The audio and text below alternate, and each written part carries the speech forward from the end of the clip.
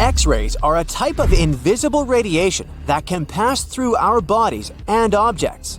They're very important in the field of medicine because they allow doctors to see inside our bodies without having to perform surgery. Now, let's dive into how X-rays work. They're a kind of electromagnetic radiation, just like light or radio waves. However, they have much higher energy than light, which makes them able to go through objects that light cannot. Imagine you have a powerful flashlight. If you try to shine it through a wall, the light won't go through because the wall is too thick. But these rays have enough energy to go through walls and even our bodies.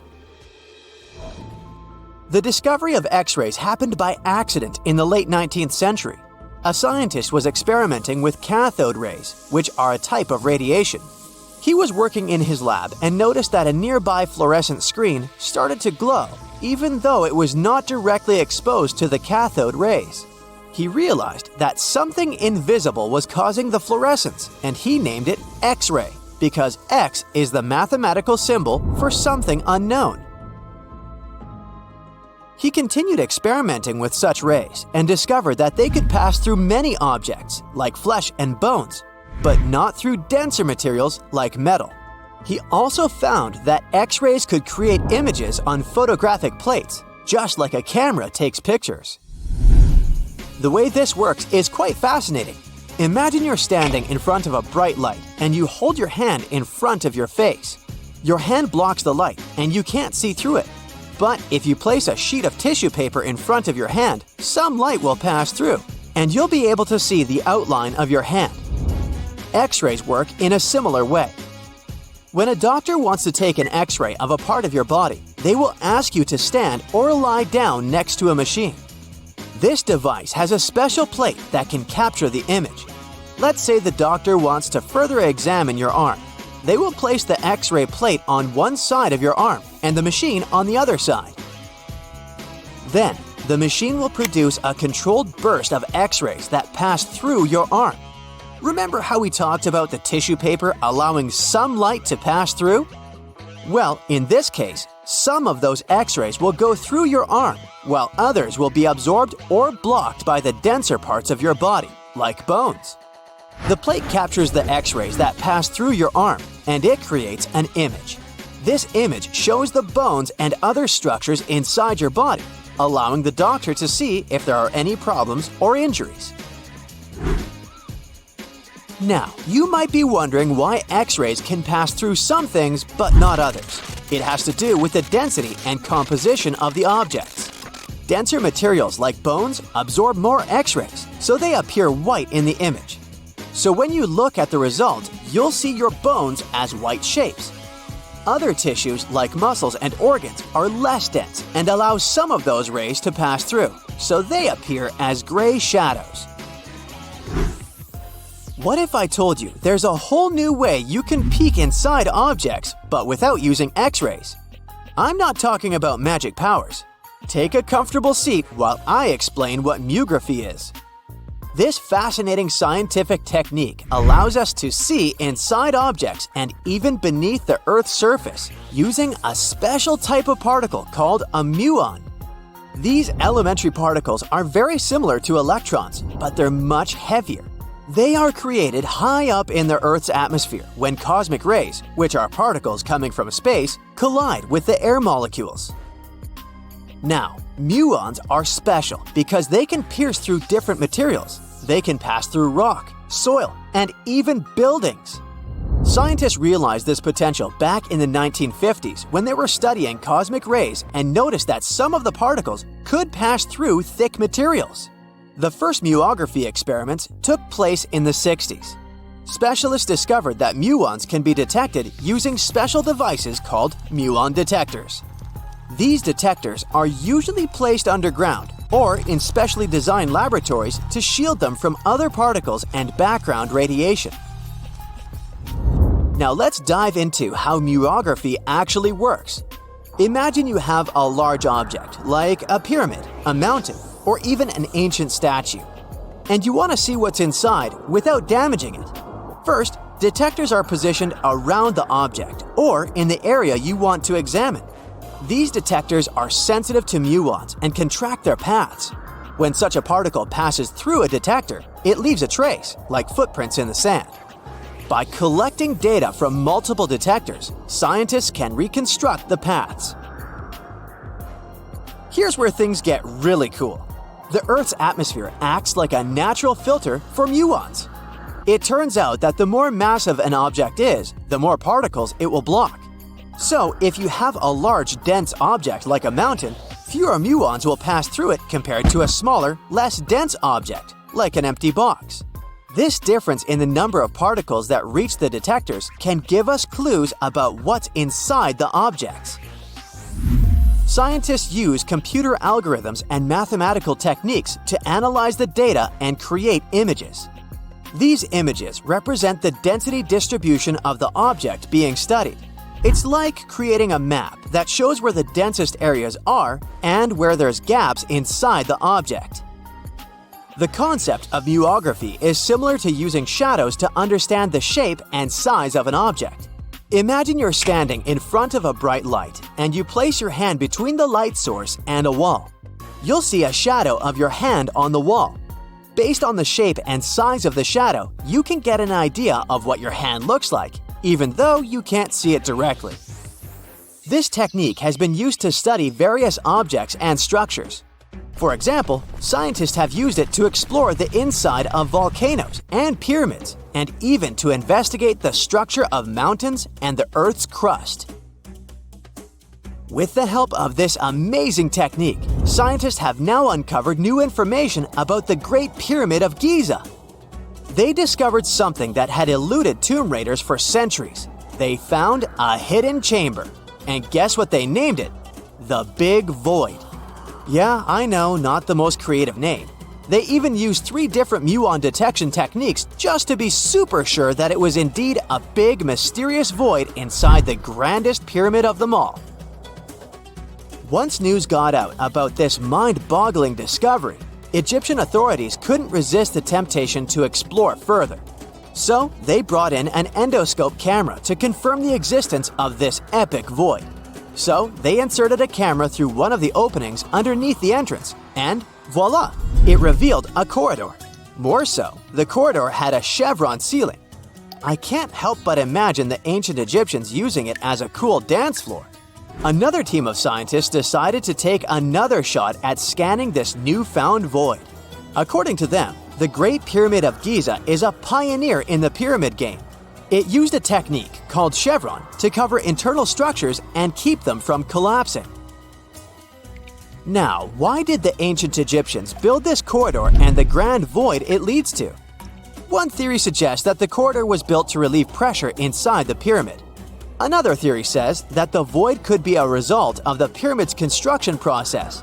It could have been an internal ramp used to move roof blocks into position, and then it was left there or filled loosely with rubble. According to other enthusiastic explorers, there might be another burial chamber waiting to be discovered. They believe that the pyramids were built with a dash of randomness in the construction process. As the builders worked their magic, they realized that some chambers wouldn't be able to handle the weight of a majestic sarcophagus. So they made adjustments on the fly, creating new plans as they went along.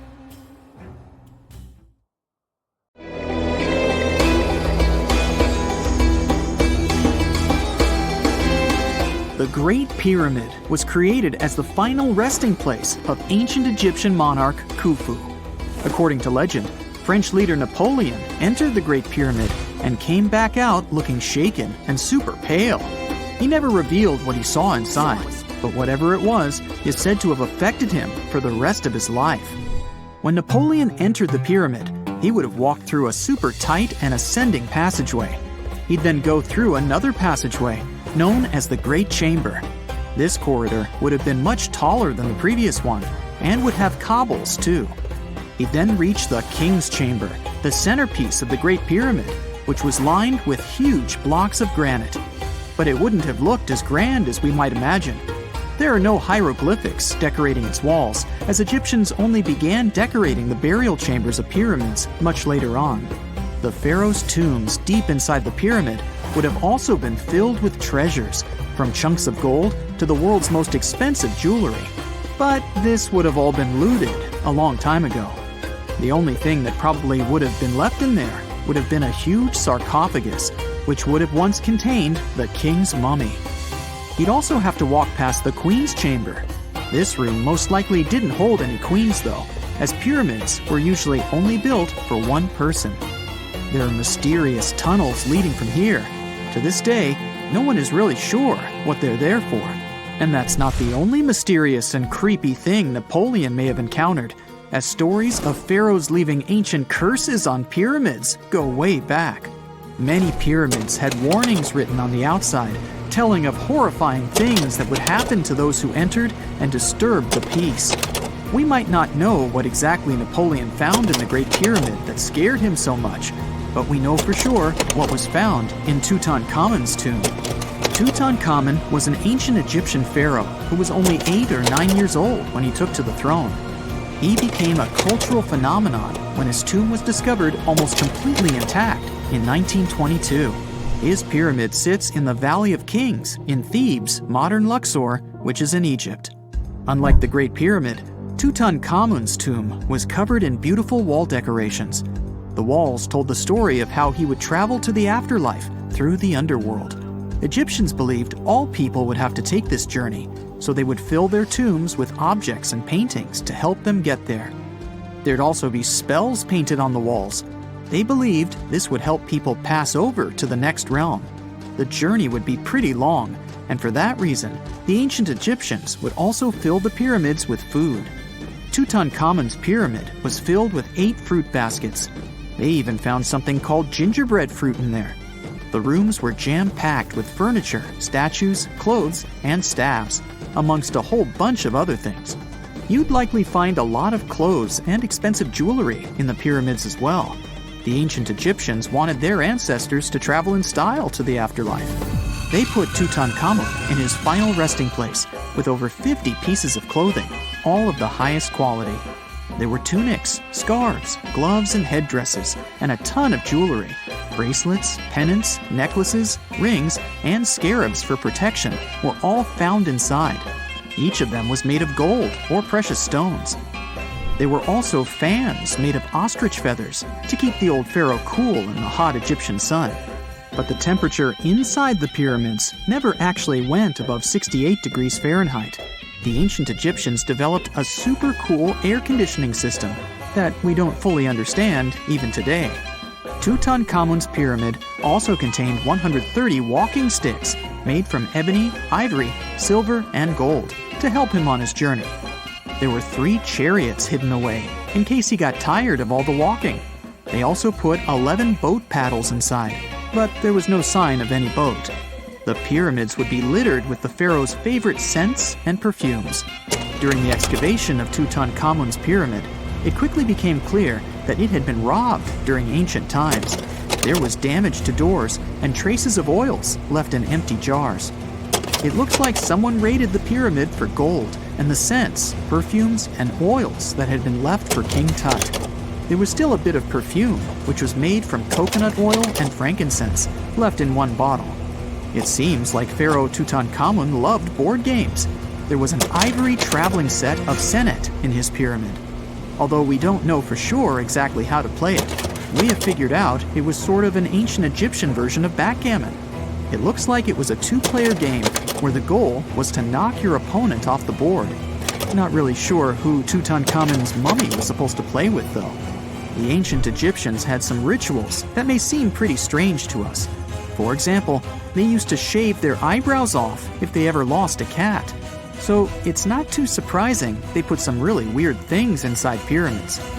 Archaeologists discovered a collection of mummified cats and scarab beetles in pyramids that date back more than 4,000 years. They were found in the pyramids of Saqqara, which is south of Cairo. They also found a bunch of makeup kits and mirrors inside. Makeup was worn proudly by both men and women in ancient Egyptian times. Eyeliner was the most popular cosmetic. The Rosetta Stone was one of the best discoveries ever made in pyramids. It was found by our man Napoleon Bonaparte and his team. It's a black granite rock that dates back to 196 BCE. It's transcribed in Greek, Demotic, and hieroglyphic. When it was translated in 1822, we got the key to understanding ancient Egyptian hieroglyphics for the very first time. The discovery of Queen Hatshepsut's mummy in 1903 changed our understanding of the Egyptians forever. After she had passed away, her successor, Thutmose III, removed most of the evidence of her reign, so we basically knew nothing about Egypt's first great female leader. She's now gone on to become one of the few and most famous female pharaohs of Egypt. Pharaoh Khufu even had a fully fledged boat in his pyramid. Archaeologists uncovered more than 1,200 pieces of a giant boat near the Great Pyramid at Giza. They reassembled the boat, and it's a whopping 144 feet long. It's most likely a solar boat, which was designed to carry the resurrected king with the deity Ra. Fun fact, the Pyramid of Giza is the last remaining of the 7 wonders of the ancient world. The other 6 are the Hanging Gardens, the Colossus, the Temple of Artemis, the Mausoleum, the Lighthouse, and the Statue of Zeus. This pyramid was also the world's tallest man-made structure for 3,800 years, and it's the biggest pyramid in Egypt. It took a staggering 2.3 million blocks of limestone, and some weighed as much as 80 tons. It took an incredible 100,000 laborers and a whopping 23 years to build. Its original height was a mega 480 feet. In 2017, archaeologists discovered something weird about Egypt's Great Pyramid. There's a hidden void that's at least 100 feet long, and no one really knows why it's there or what's actually inside it. The weird void is the first inner structure discovered within the 4,500-year-old pyramid since the 1800s. Scientists used cosmic rays to detect the massive hole, but are still no closer today to finding out what's inside. The ancient Egyptians took a lot of care building the pyramids, and everything was strategically placed and structurally sound, so it's super unlikely that this hole is due to blocks falling over time. Loads of pyramids also contain small model figurines called ushabti. These represented attendants. They believed they would come to life to serve the pharaohs in the afterlife. But it's amazing that all this stuff actually fit inside. There isn't actually a huge amount of space inside the structures. It's mostly just rock. It's 1898, and you're taking part in excavations in Saqqara. This place, not far away from Cairo, is full of ancient tombs and pyramids. You're in your Indiana Jones mood and hope to find something really phenomenal to become famous. Gold, manuscripts, treasure maps, mummies of famous pharaohs. Wait, a wooden bird? You're really disappointed as it looks like a regular toy. An old one, but still. Little do you know that years later, someone would propose that your bird was actually an ancient monoplane. So the artifact, nicknamed the Saqqara bird, is made of a sycamore tree. The birdie has a wingspan of just 7 inches and weighs around 40 grams. A perfect original souvenir from Egypt, I would say.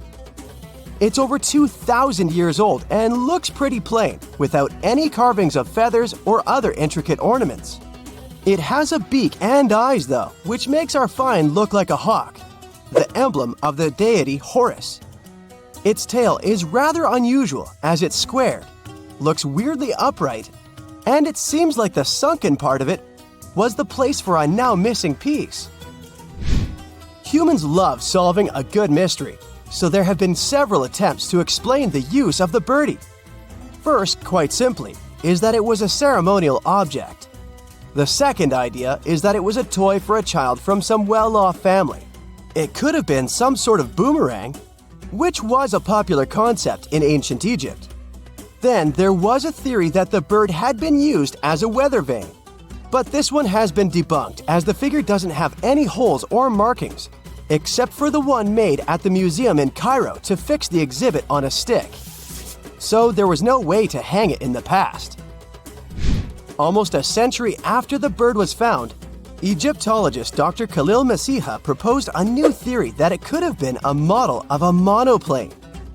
He believed the bird was missing a horizontal tailplane. Otherwise, it had its wings set at a right angle, similar to that of modern planes. It could have worked to generate the aerodynamic lift necessary for flights. Dr. Masiha also claimed that it was common at that time to place miniature models of technological inventions in tombs. So, did the ancient Egyptians really invent the plane in 200 BCE? That would make the Wright brothers, who are considered the inventors of aviation, really upset. They made one of their first flights only in 1903.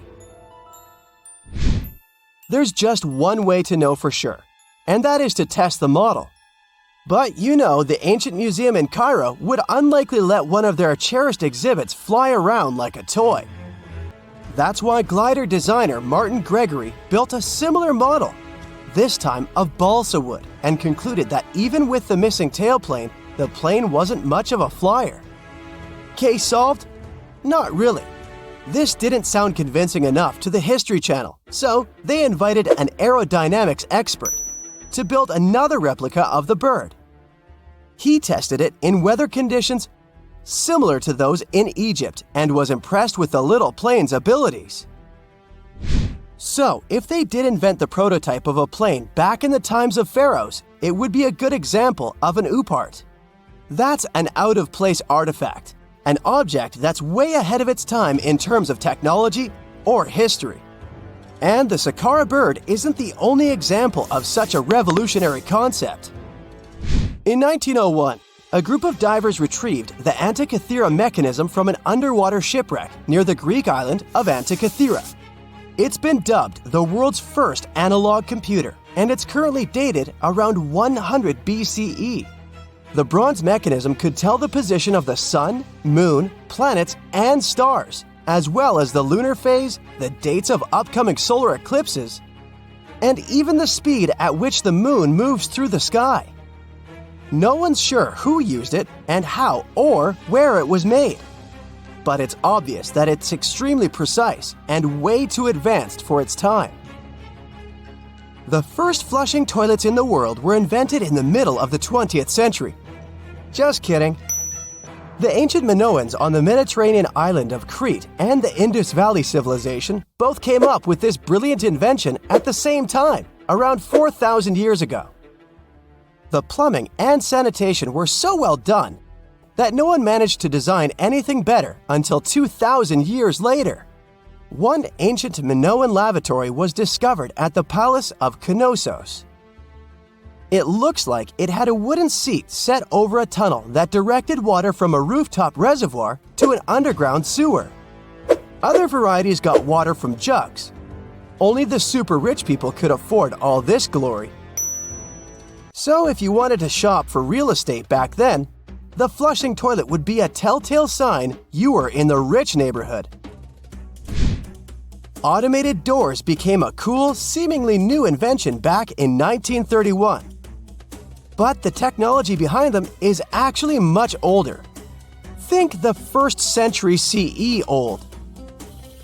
Mathematician and engineer Heron of Alexandria came up with a hydraulic system to open and close temple doors. To bring it into action, you need to light a fire to produce heat. There was a brass pot under the fire, half filled with water. The inventor connected the brass pot to containers that acted as weights. When the fire was burning, the water moved into the containers. They went down and pulled the ropes. It was nothing like a supermarket door that opens in front of you before you even have time to think. Heron's door took hours to open, and there was no way to stop the process. That's why they only opened the doors once a day before people entered the temple, to add some mysticism at the temple during ceremonies. Spooky. Looks like the first ever battery was invented in Baghdad around 2,000 years ago. A German archaeologist found this oval-shaped clay jar in 1938. Scientists are still not sure what purpose it served and who exactly invented it. There is a theory that it was used for electroplating objects with precious metals. When they filled it with a weak acid like vinegar, the battery produced around 1 volt of electricity. Another theory says it was a vessel for sacred scrolls. Would you like to buy contact lenses designed by Leonardo da Vinci himself? In 1508, he invented a glass lens with a funnel on one side. You were supposed to wear it with water inside to improve your vision. Sounds a bit uncomfortable, doesn't it? So, around a century later, French scientist René Descartes decided to improve the idea and make the cornea contact the future lenses. Contacts because they contact your eyes, get it? The glass tube with liquid did help improve vision, but blinking was sadly impossible.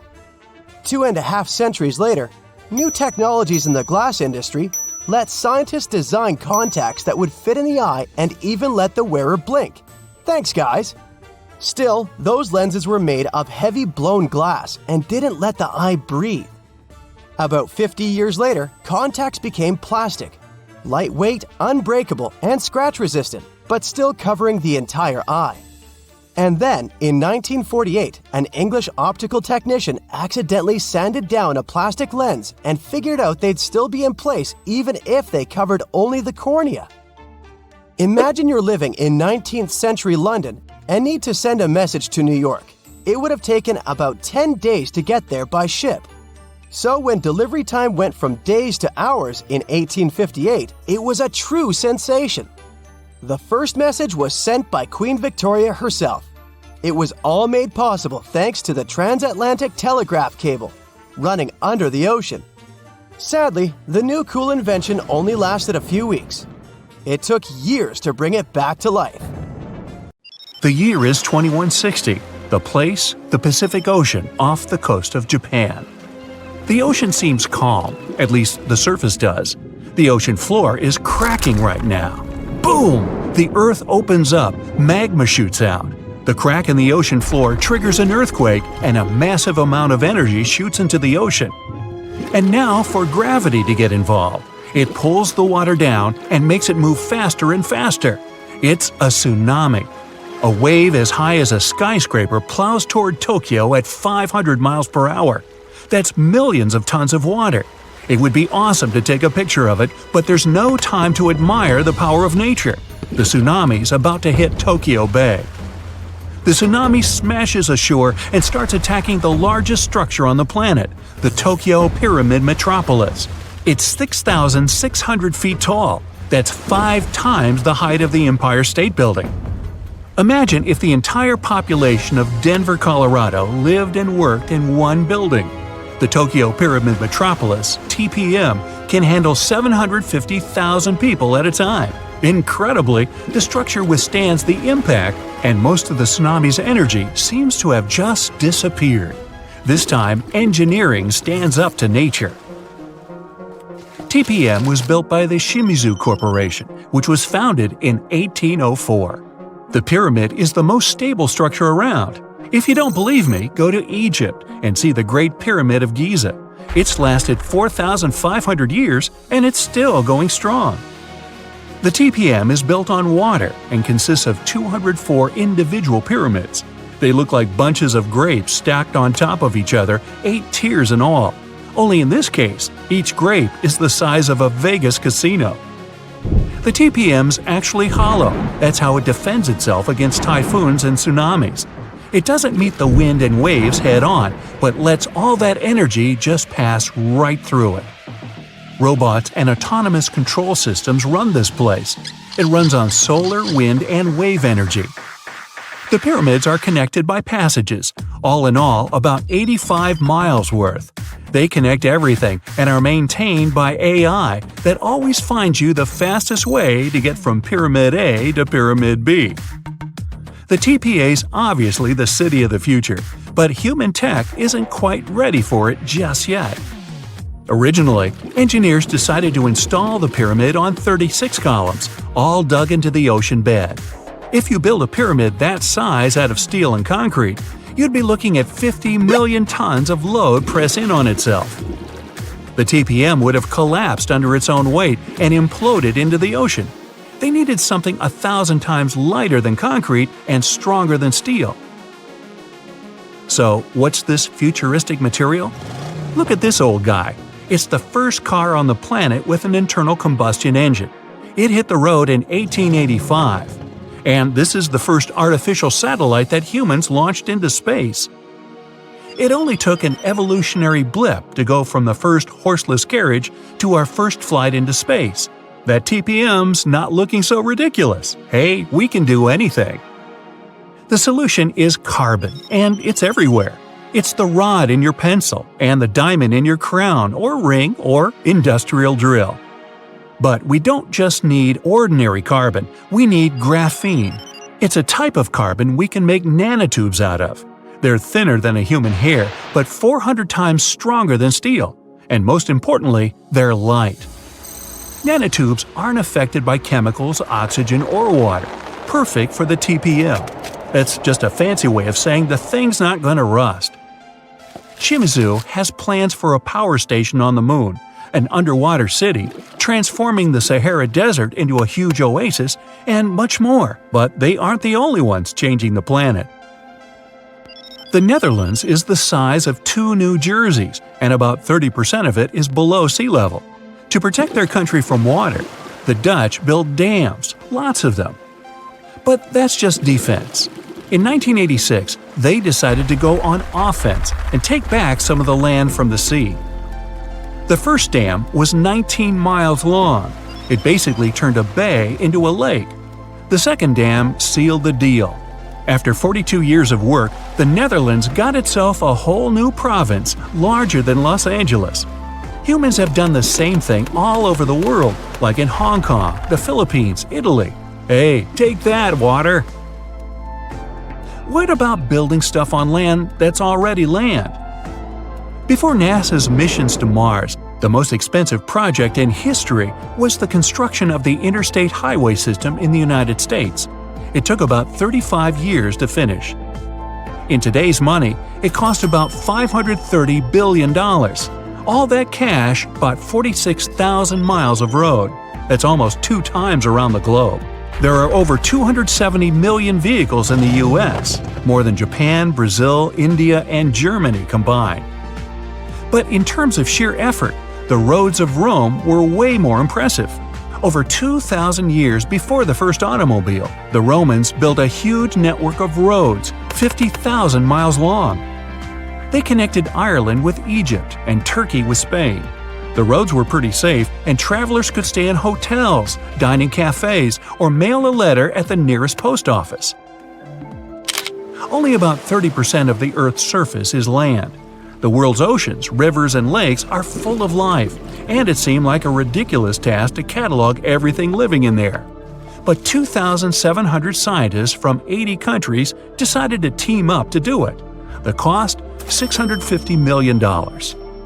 Those scientists spent 10 years searching for old and new species. It was one of the biggest science projects ever attempted. They even discovered about 6,000 new species of fish, squid, and algae. The Great Wall of China is huge. 13,000 miles of walls, natural barriers, and trenches. That's about 2 times the distance from Alaska to Australia. They built it over a period of 2,000 years, with no trucks, bulldozers, electricity, just raw people power. Modern China's not exactly dropping the ball. In 2 years, China used more concrete for construction than the US ever did. I mean ever. Roads, cities, airports, everything there is huge. The Three Gorges Dam is definitely the new Great Wall of China. Over 7,600 feet long and 600 feet high. You're looking at 3 times more concrete and steel than the Hoover Dam. It's the largest concrete structure in the world and cost about $37 billion. More than 1 million people had to pack up and move to make way for it. Switzerland has the longest and deepest railway tunnel on the planet. Under the snowy Alps, builders dug 35 miles of tunnels.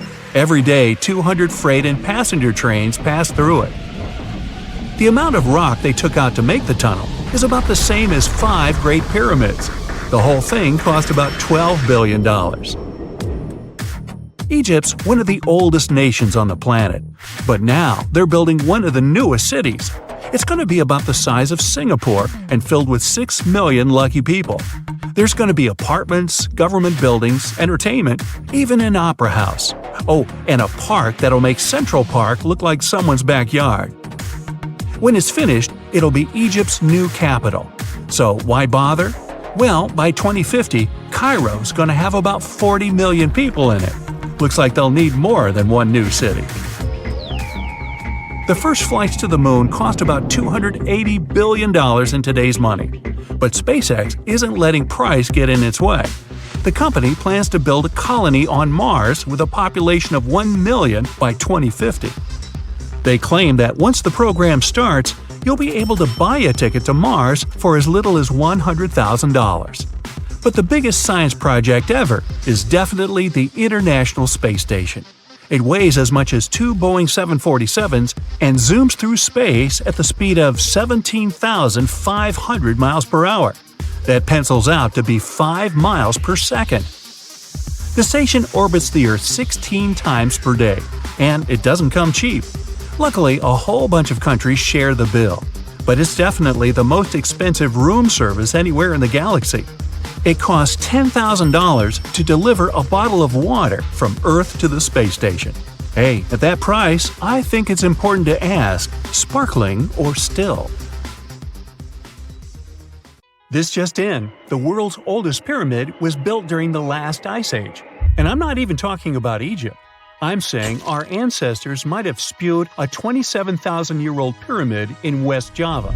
Gunung Padang is not exactly shouting pyramid. It's more of a mound with huge scattered stones tossed all over it. But local people seem to revere it, and they have for centuries. It wasn't until recently that the Indonesian authorities decided to excavate a bit deeper to see what all the fuss was about. They ended up finding the remains of a human settlement.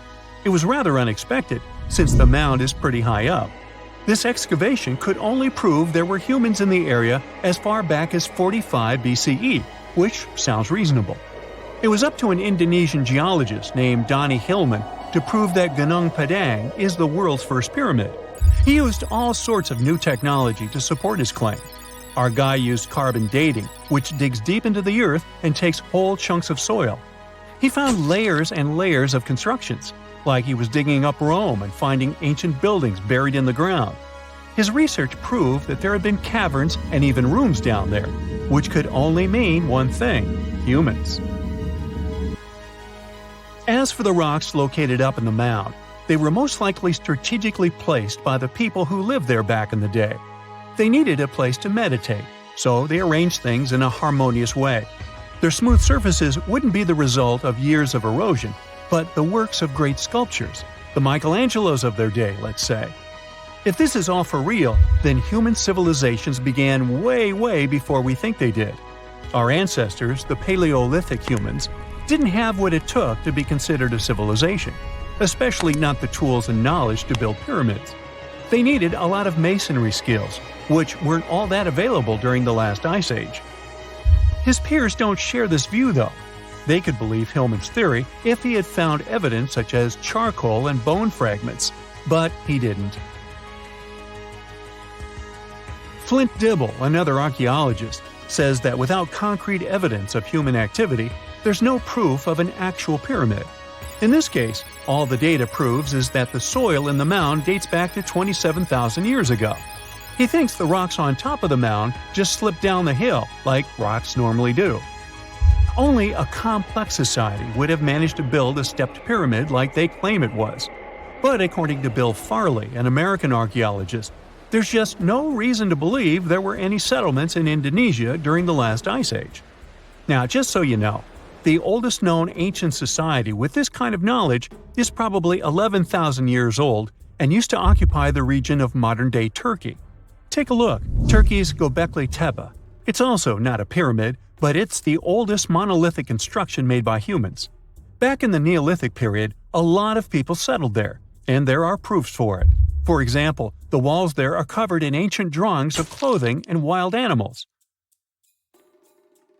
Until recently, the title of the world's oldest pyramid went to a three-sided construction known as the Djoser Pyramid in Egypt. Djoser is located just a few miles south of the Giza complex in a town called Saqqara. It made its way to popular culture more than once. In the 18th century, it became a common feature in European paintings. Young men from the cultural elite did a grand tour around the world, and Saqqara was at the top of their list. It was also featured in the video game Assassin's Creed, with a digital representation way more accurate than many historical drawings of the thing. That was kind of a big deal in ancient Egypt, to build pyramids for kings to spend their afterlives. And if you thought the Khufu pyramid was the oldest one in the world, well, Djoser was built 70 years ahead of that time. The development of new technology has allowed archaeologists to make groundbreaking discoveries, and a new, or should I say ancient pyramid in South America might win the title in dispute.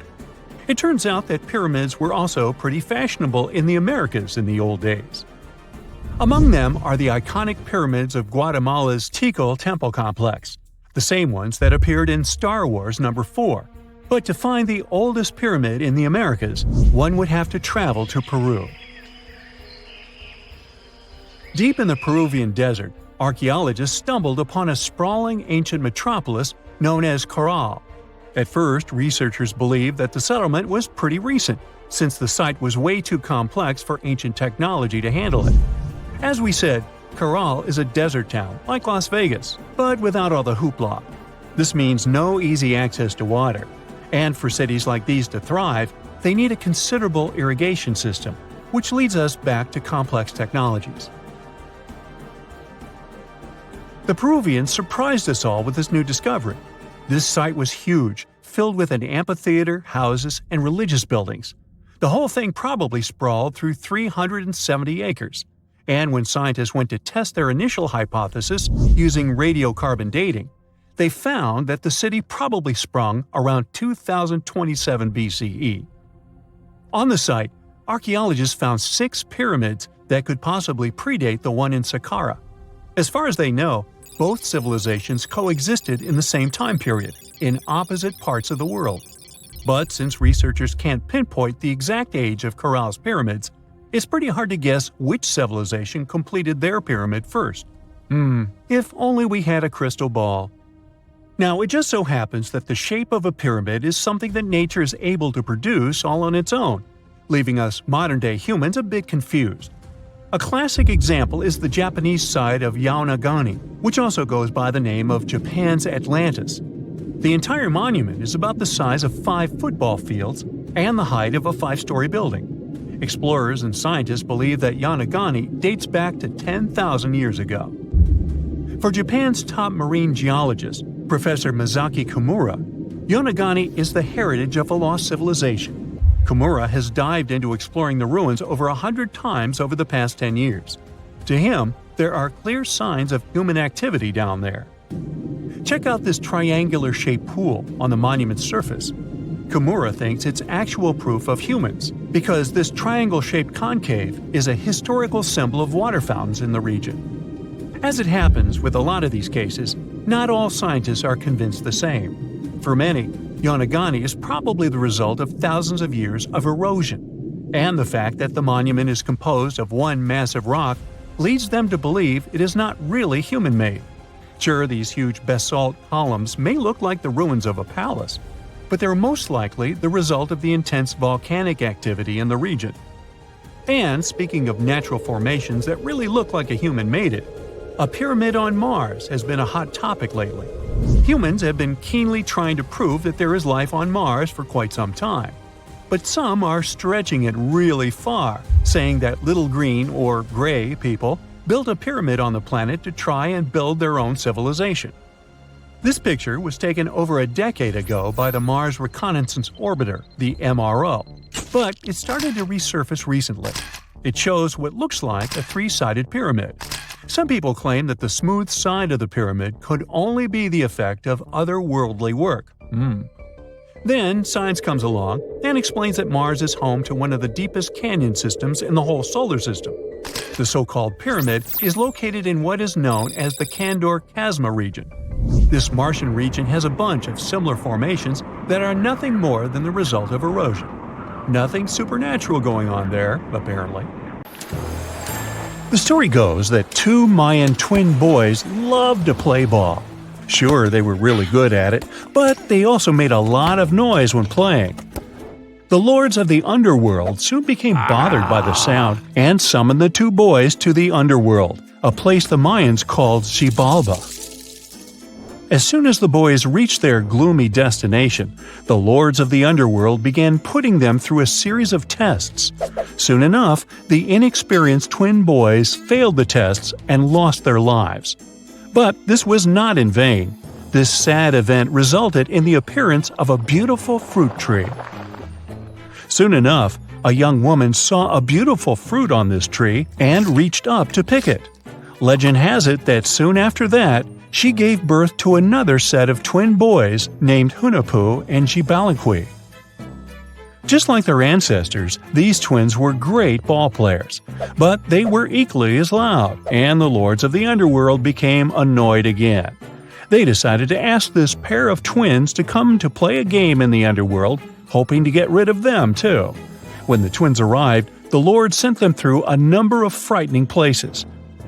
The first one was the House of Gloom, which was very dark. They then passed through the House of Knives, where they had to avoid getting injured. The twins then built a fire in the House of Cold, so that they didn't freeze, and ran through the House of Jaguars, where they tricked the animals into not eating them. Finally, they entered the House of Bats, where they seemed to have lost their luck. One of the bats managed to run off with Hunahpu's head. The lords then challenged the twins to play ball with them, but the boys were clearly at a disadvantage. Xibalba placed a turtle on Hunahpu's shoulders to make up for his lost head, and they began playing. As the lords became distracted by an animal near the court, Xibalba stole his brother's head and placed it back in its place. Much to the annoyance of the lords, the twins were now able to tie the game. Hunahpu and Xibalba continued to perform a series of tricks for the lords of the underworld. One of them involved Xibalba injuring Hunahpu and then bringing him back to life. The lords were so impressed by the twins' performance that they asked them to do the same trick on them. Of course, the twins agreed, but after performing their trick on some of the lords, they refused to revive them. Seeing what had happened, the lords of the underworld admitted defeat and begged for their lives, promising not to intervene in the lives of people ever again. Hunahpu and Xibalba were happy to have avenged their ancestors and gained the respect of the lords. Legend has it that the lords of heaven were so impressed by the twins that they took them to live in the sky by turning them into the moon and the sun. The Maya civilization was one of the most dominant indigenous societies in history, and their folklore and traditions are still discovered and studied today. They used to live in a territory called Mesoamerica.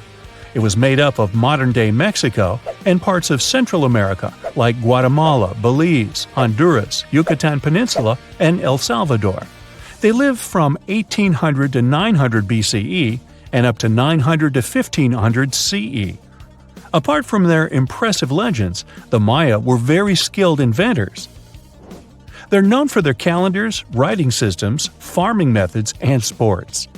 Their writing, for example, was found preserved on buildings and stone monuments, as well as in rare books and pottery. It's a system made out of more than 800 hieroglyphics in various combinations. Each of those signs was said to represent a syllable. Their writing system was deciphered by accident by Tatiana Proskorakov, an American woman who initially studied to be an architect. Since she didn't find a job in her field, she eventually became a Mayanist in her own right, despite not being academically trained. She was the first to notice that the Mayan upended frog glyph meant birth, and that their toothache glyph meant the date when the king ascended to the throne. It made it easier for scientists to pinpoint birthdays, as well as the names of the rulers of a specific Mayan dynasty. They also invented the concept of zero, which is seen as one of the greatest innovations in mathematics, physics, and human history altogether. Sure, even back then, people understood the idea of having nothing, but the concept of zero as a number is a relatively new invention. A fun fact about Mayans is that they really liked hats. The bigger your hat was, the more important you looked. Not only was it a sort of fashion statement, but it also made them look taller, which was a big deal for their aesthetic. The Mayans also came up with one of the most intricate and complex calendars in human history. It was the first to use 0 as a placeholder. Their calendar ended on December 21st, 2012, which led some people to believe that it translated to the end of the world. Obviously, that was not the case. It just so happened that the date coincided with the end of a Mayan cycle of years. But you know, as advanced in science and astronomy as they were, they did make some mistakes. One of them was their belief that the world was flat. Their theory was that the 4 corners of the world were watched by the Brother Lords, who kept the sky from falling over their lands. Hats off for their menus, though, as they were well-known chocolate eaters. They turned eating chocolate into a form of art. The drink they made wasn't really like the hot chocolate we enjoy today, though. The recipe included mixing cacao with water, honey, chili pepper, cornmeal, and other ingredients to make a foamy, spicy drink. The ritual of drinking cacao was a crucial part of their celebrations. We're not done discovering all the amazing parts of their architecture and civilization. It was only a few years ago that a Maya pyramid was found at Tonina, in the Mexican state of Chiapas. It was estimated to be more than 1,000 years old. The reason why it escaped archaeologists for so long was that it lay hidden under what was believed to be a natural hill. The ruins of 2 Mayan cities have been recently discovered in the Mexican state of Campeche. Why didn't we find them until now? Well, they were concealed by really thick vegetation, which made it difficult for archaeologists to reach them. The Mayans didn't just disappear. Their descendants are still around today, many of them choosing to live in their ancestral homelands. You can find them in Guatemala, for example, where the Maya people make up the majority of the population. Overall, the Maya ethnic group contains people that speak different Mayan languages, such as Yucatec, Quiche, Quechua, or Mopan. They had no idea what a spa day was, but the Mayans really enjoyed a nice sweat once in a while. Sweat lodges were discovered around ancient Mayan sites. They were built out of stone or adobe. These rooms were an essential part of their cleansing and healthcare rituals. One of the earliest sweat lodges was found in Quello in northern Belize and appeared to date back 3,000 years. One of the most important parts of the Mayan culture was a ball game which they named pits. It had both political and spiritual significance. We can see ball courts at important parts of Mayan archaeological sites. The main goal of the game was to pass a rubber ball through a very high stone hoop without using your hands. Basically, it was a combination of soccer and basketball. However, it could have serious consequences. The loser could, at times, even lose his own life. Ooh, high stakes indeed. Because of this game and the need for bouncy balls, the Mayan people were some of the first cultures to use rubber. They made it using natural latex. There were different kinds of rubber depending on what natural substances the latex was mixed with. And that, my friend, is the way the ball bounces. Sorry, but you know me, I just couldn't resist. What is a boat doing in the middle of a desert? You would expect to find a seagoing vessel closer to shore. This is the question archaeologists had been asking for decades. In 1988, there was a storm near one of the most important archaeological sites in ancient Egypt. A wooden structure emerged from the sand. It was hollowed out by termites. Scientists were determined to solve its mystery. In 2000, they began excavating the site near Abydos, Ubidos. An American team of experts soon discovered a boat that was 70 feet long, and it wasn't alone. In total, there were 14 boats neatly resting next to each other.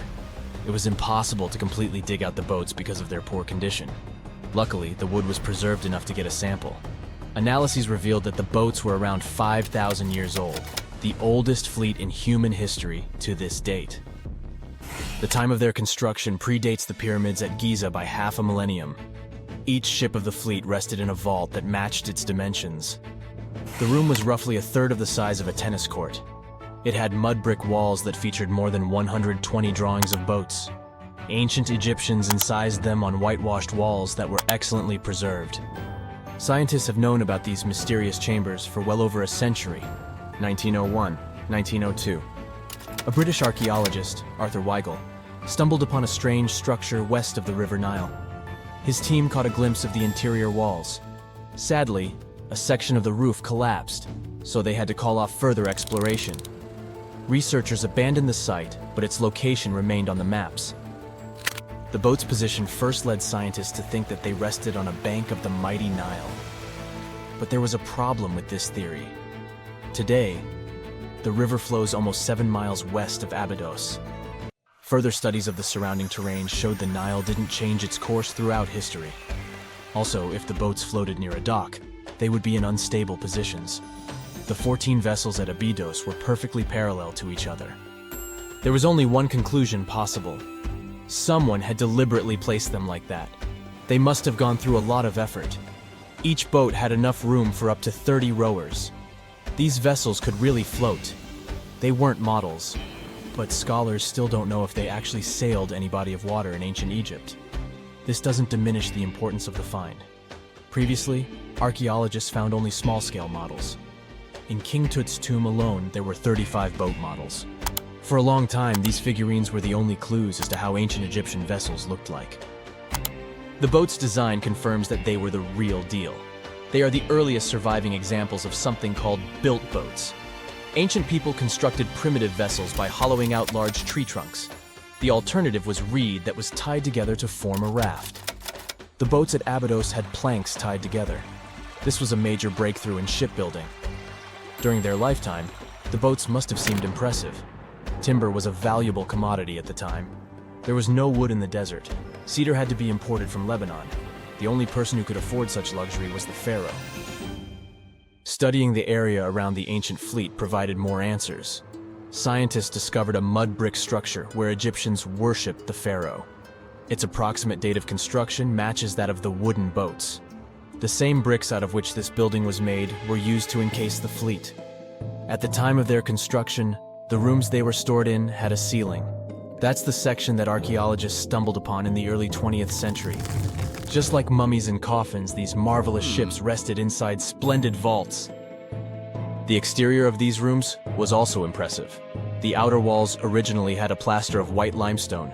It reflected sunlight. In the desert sun, the structure housing the boats must have shone from miles away. Ancient Egyptian builders used the same technique to cover the pyramids 500 years later. Today, their surface looks jagged, but it wasn't always like this. When they were constructed, the pyramids had a top layer of fine white limestone. Their surface was smooth and it gleamed in the sunlight. Instead of stairs, the outer layer of the pyramids was more of a sleek ramp. Archaeologists were left with one final question. Which pharaoh owned the fleet? The answer lay just a mile from the site. This is where the tomb of a pharaoh from the 5th dynasty rested, King Senwosret III. Its time and style of construction matched the ones of the chambers with boats. The very end of his rule might explain how the boats ended up in the middle of the desert. The pharaoh probably passed away in northern Egypt. Then his body was transported down the Nile to Abydos in a marvelous procession of decorated boats. The vessels were later lowered to chambers near the final resting place of their owner. This had a symbolic meaning. In the ancient Egyptians' belief system, ships played a key role. Their supreme deity was Ra. He traveled through the sky during the day in the form of the sun. At nighttime, he sailed through the netherworld in a solar boat. The pharaoh identified himself with Ra. That's why he needed boats in the afterlife. That was the only way to regenerate himself. Just as the sun rises every day above the horizon. This belief existed for thousands of years. The more famous Pharaoh Khufu also had a ship. Scientists found it in 1954 next to his pyramid at Giza. It is some 4 centuries younger than the fleet at Abydos. But Khufu's ship was almost 2 times longer. The Great Pyramid of Giza and King Tut's tomb are some of the most famous archaeological finds in Egypt. But there are many more secrets hiding beneath the endless sands of the Sahara Desert. Recently, 2020, archaeologists found a lost city there. They have labeled it as the most important discovery since King Tut's tomb, 1922. The city of Aten is some 3,000 years old. Historians hope it will give them a unique insight into the everyday life of ancient Egyptians. The famous archaeologist and Egyptologist Zahi Hawass proclaimed the site a lost golden city. Aten sits some 300 miles south of Egypt's capital, Cairo. It is close to the famous Valley of the Kings. Archaeologists first found sections of mud brick walls that spread out in all directions. They discovered complete rooms with tools of everyday life inside. The research team unearthed a bakery, a residential neighborhood, and an administrative district. They all date back to the time when the Egyptian civilization was the wealthiest in its long history. They were also the first to make objects from iron. In 1911, scientists found a set of iron beads near a village in Lower Egypt, El Girza. These are the earliest known iron artifacts. The discovery is literally out of this world. Ancient people made them by beating into shape a piece of a meteorite. The 9 beads were once part of an ornate necklace. They are now blackened and corroded, which is perfectly normal for a piece of jewelry that is over 5,000 years old. They consist of an iron-nickel alloy. Researchers were impressed by the skill of ancient jewelers who processed the beads. Their craftsmanship is more impressive when you think that they didn't know the stellar origins of the material. The Great Pyramid of Giza also has a remarkable feature. An international research group investigated the electromagnetic response of the structure to radio waves. They found that the pyramid has the ability to concentrate electromagnetic energy inside it. This occurred inside its chambers as well as under the pyramid's base. It contains an underground, unfinished chamber. It seems that the electromagnetic response is connected with the properties of limestone, the Great Pyramid's main building material. The research results might have a practical application. The way solar cells and nanosensors function could be improved by this remarkable find. Before we get into the reason why and how there are pyramids all around the world, let's talk about some of the examples. I'll start with the Pyramid of the Sun in Mexico. These folks really knew how to build a city. Their well-planned urban center spanned over 7 square miles and boasted several pyramids.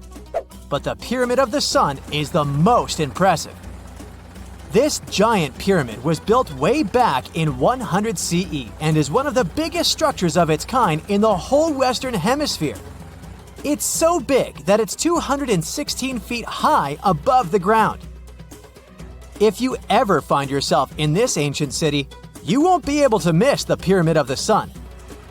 It's right there on the east side of the Avenue of the Dead, the city's main north-south street.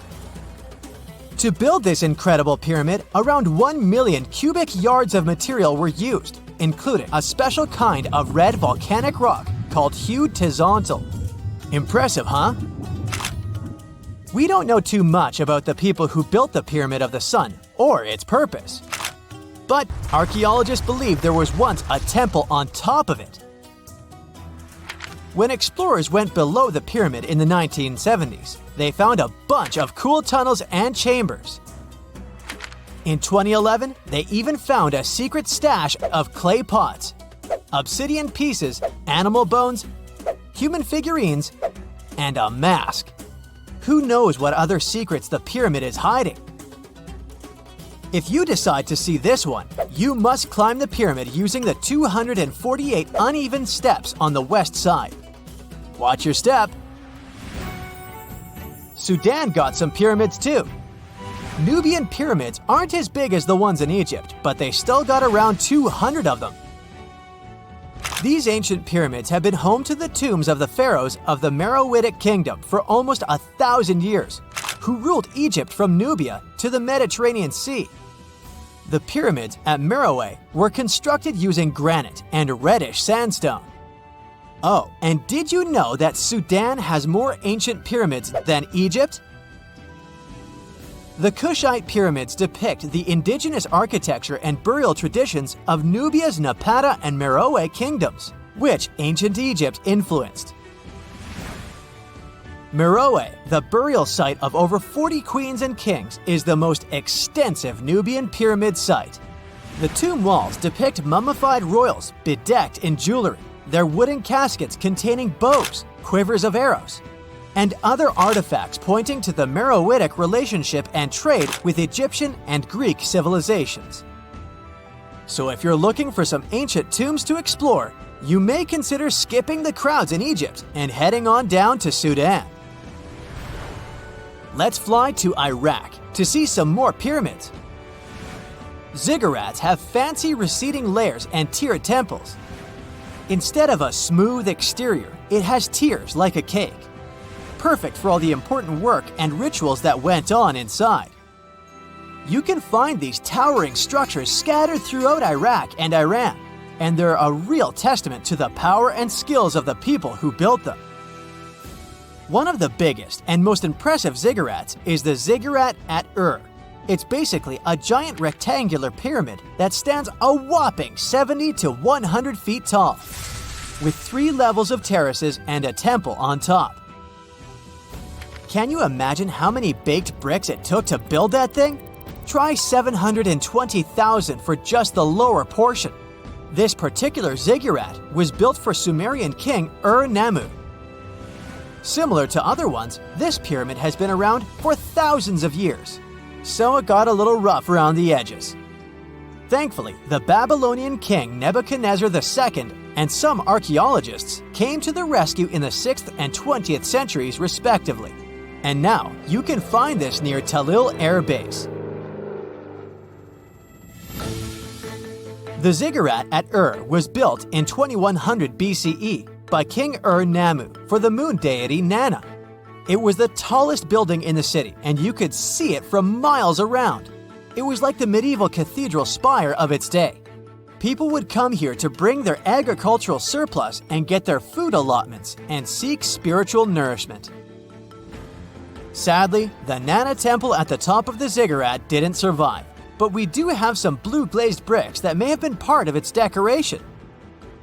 The lower parts of the ziggurat are pretty amazing though. The architects even included holes in the temple's baked exterior to let the water evaporate from its core. Since we explored some of the pyramids on our planet, let's take a broader perspective. They can be found in many parts of the world. Egypt has over 100 pyramids, double that number in Sudan, and dozens of others are scattered in the Middle East and China. The Americas have the most pyramids in total, with more pyramids than the rest of the world combined. These pyramids are located in Mexico, Guatemala, Honduras, and El Salvador. Time to know more about the evolution of pyramids through history. The oldest pyramid is in Egypt. This pyramid was a step pyramid, which was created by placing one layer of stone on top of another. The pharaoh Sneferu is credited with creating the pyramid shape we recognize today. During his 45-year reign, he built 3 pyramids. His first 2 attempts failed, but he finally got it right with the Red Pyramid, which is considered the first true pyramid. It was Sneferu's son, Khufu, who built the Great Pyramid of Giza, which was the tallest human-made structure on Earth for almost 4,000 years.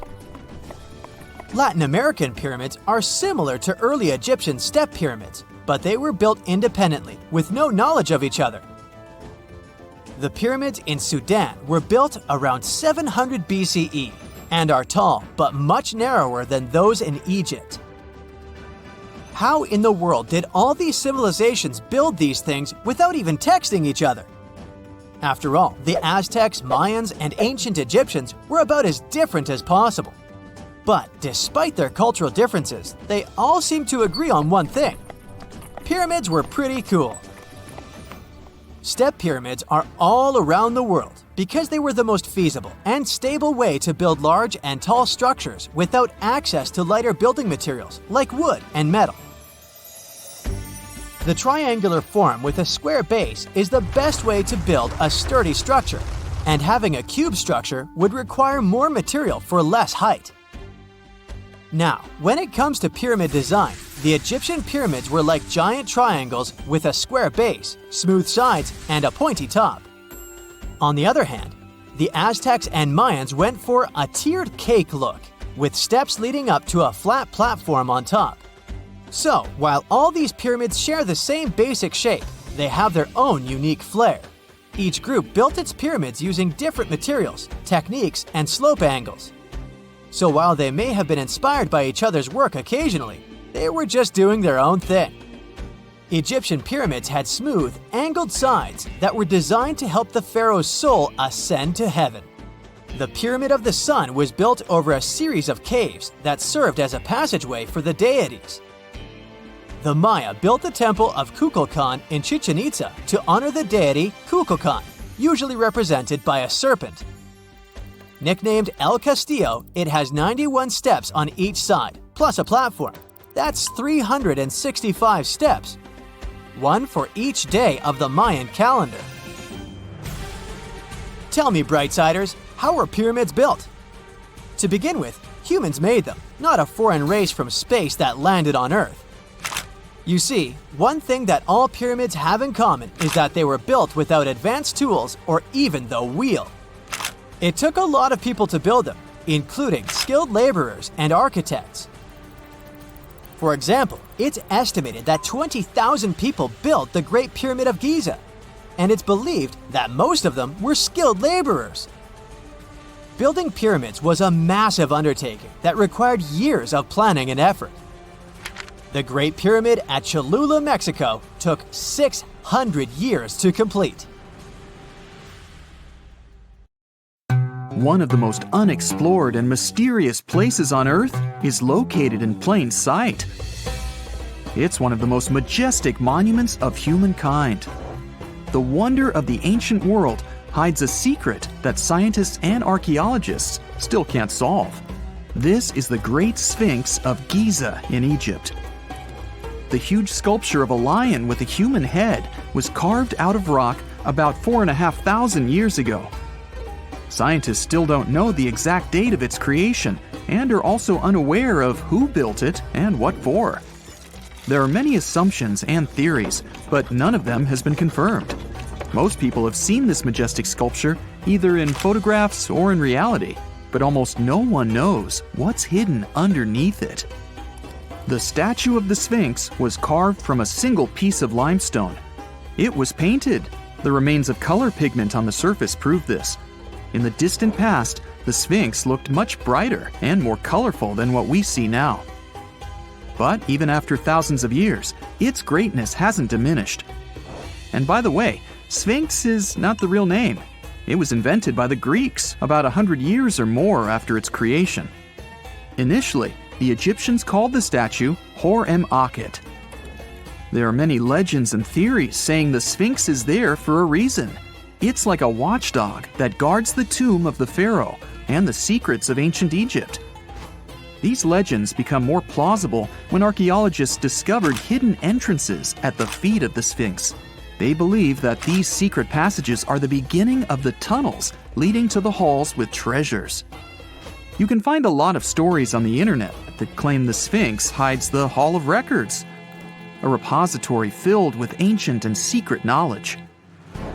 One of the main artifacts of this repository is supposed to be the records of the ancient mythical state of Atlantis. According to legends, the entire library from this city was moved under the Sphinx. The entrance to this library must be located next to the Sphinx's right paw. Many archaeologists tried to find this entrance, but came away empty-handed. Also, there are many images with detailed diagrams of the underground city that consists of a network of tunnels and chambers under the Sphinx. Someone says there are structures as tall as 12-story buildings hiding underground, but there's no evidence of this. Archaeologists, even after millennia, continue to explore the mysterious sculpture. At the same time, many Egyptians don't want to learn more about the Sphinx. They're terrified of awakening something supernatural. In 1998, scientists discovered tunnels leading to empty caves under the Sphinx. They found evidence of earlier excavations there. It's quite possible that someone managed to find the treasures and take them away. Some people believe Egyptians found some kind of artifact under the Sphinx that has the power of unknown advanced technologies. The artifact is so powerful that it can change the course of history. Of course, most theories are just fairy tales of conspiracy fans, but it's a confirmed fact that the Sphinx hides a system of caves and rooms. There are so many rumors surrounding the Sphinx that it's impossible to understand what's true and what's false. In any case, it's difficult and dangerous to study the sculpture because active excavations can destroy it. And then the entrance to the underground rooms can get blocked by rocks and lost forever. Also, further exploration requires a lot of money, and financing is not always easy to find. But the main reason? It's too risky. There's no guarantee that people will be able to get out of the underground labyrinths. For these reasons, scientists and archaeologists have been exploring this majestic structure for so long. Another famous architectural monument with a secret is Mount Rushmore in South Dakota. Everyone admires the images of the US presidents' faces carved into the rock, but few people know that there's a secret room hidden behind the head of Abraham Lincoln. The architect of Mount Rushmore wanted to carve slabs on the rock with the record of the main stages of the country's history. But his plan was too complicated to carry out. Then he was offered to implement it on a much smaller scale, to build a secret room inside the mountain. The idea was to save this knowledge so that future generations will always remember the history of their country. Unfortunately, the architect didn't have time to finish his work. The construction stopped for several decades. But in the late 90s, the project was resumed. Porcelain enamel panels depicting the history of the US were placed in the room. It's possible that these plates will be stored there forever. But people can't see them, at least for now.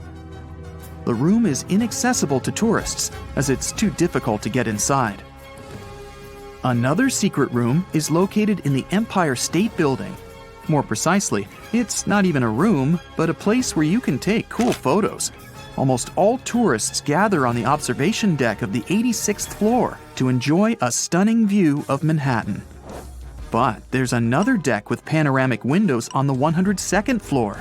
There are way fewer people there because almost no one knows about that place. Fortunately, access to this deck is open to everyone. You probably won't have to wait in line for a long time to take a photo. You'll feel special because you're in such a secret place where there are almost no people. But the coolest place is even higher, on the 103rd floor. This is a spacious observation deck where celebrities get their photographs taken. It's not a public place, but if you know the right people, you can get there. There are almost no security measures on the site. Only a low ledge between you and an abyss. That's why crowds of people are forbidden from coming here. It's not so easy to get there, and you're unlikely to succeed without a guide. First, you need to choose the right elevator that will take you there. Then you'll go through several engineering rooms filled with pipes, electrical panels, and other technical stuff. The final part of your way is a set of stairs inside a tiny corridor. And here you are, at the top of New York. Now we're in Paris. See the Eiffel Tower? Inside it, there are restaurants and observation decks. But if you try hard, you can find a secret apartment. Now it's a museum, but it was built so that people could live in it. The architect of the tower, Gustav Eiffel, created this apartment in 1889 for himself. It's almost at the very top of the Eiffel Tower. Imagine what a beautiful view he observed every day. He was the first and only tenant. No one else could gain access to this place. When the architect passed away, the apartment remained empty for a long time. Only recently, they restored it and turned it into a museum. Inside, the epoch of the last century is recreated. They even put wax figures of Gustav Eiffel, his daughter, and the American inventor Thomas Edison inside the room. This place is filled with an endless stream of passengers, office workers running late, visitors from other cities, noise, and train whistles. At Grand Central Station in New York, among all these sounds, you can hear the sound of a ball hitting a racket, if you're in the right place. A real tennis court is hidden inside New York Central Station. It belongs to a tennis club that arranges corporate games for employees of many companies. The club was opened in the 60s. Now we're moving to London. Charing Cross Road. It isn't easy to find one secret place here. To do this, you need to look carefully at your feet. Do you see these sewer grates in the asphalt? Inside them, you can notice 2 signs with the name Little Compton Street. Yeah, there's another street right below you. It disappeared from all maps at the end of the 19th century. Charing Cross Road was built over it. The identification signs that you see are part of old engineering tunnels. There's another interesting place in London. It's located in the southeast corner of Trafalgar Square. At first glance, it looks like a thick lamppost, but there are too many tourists walking around.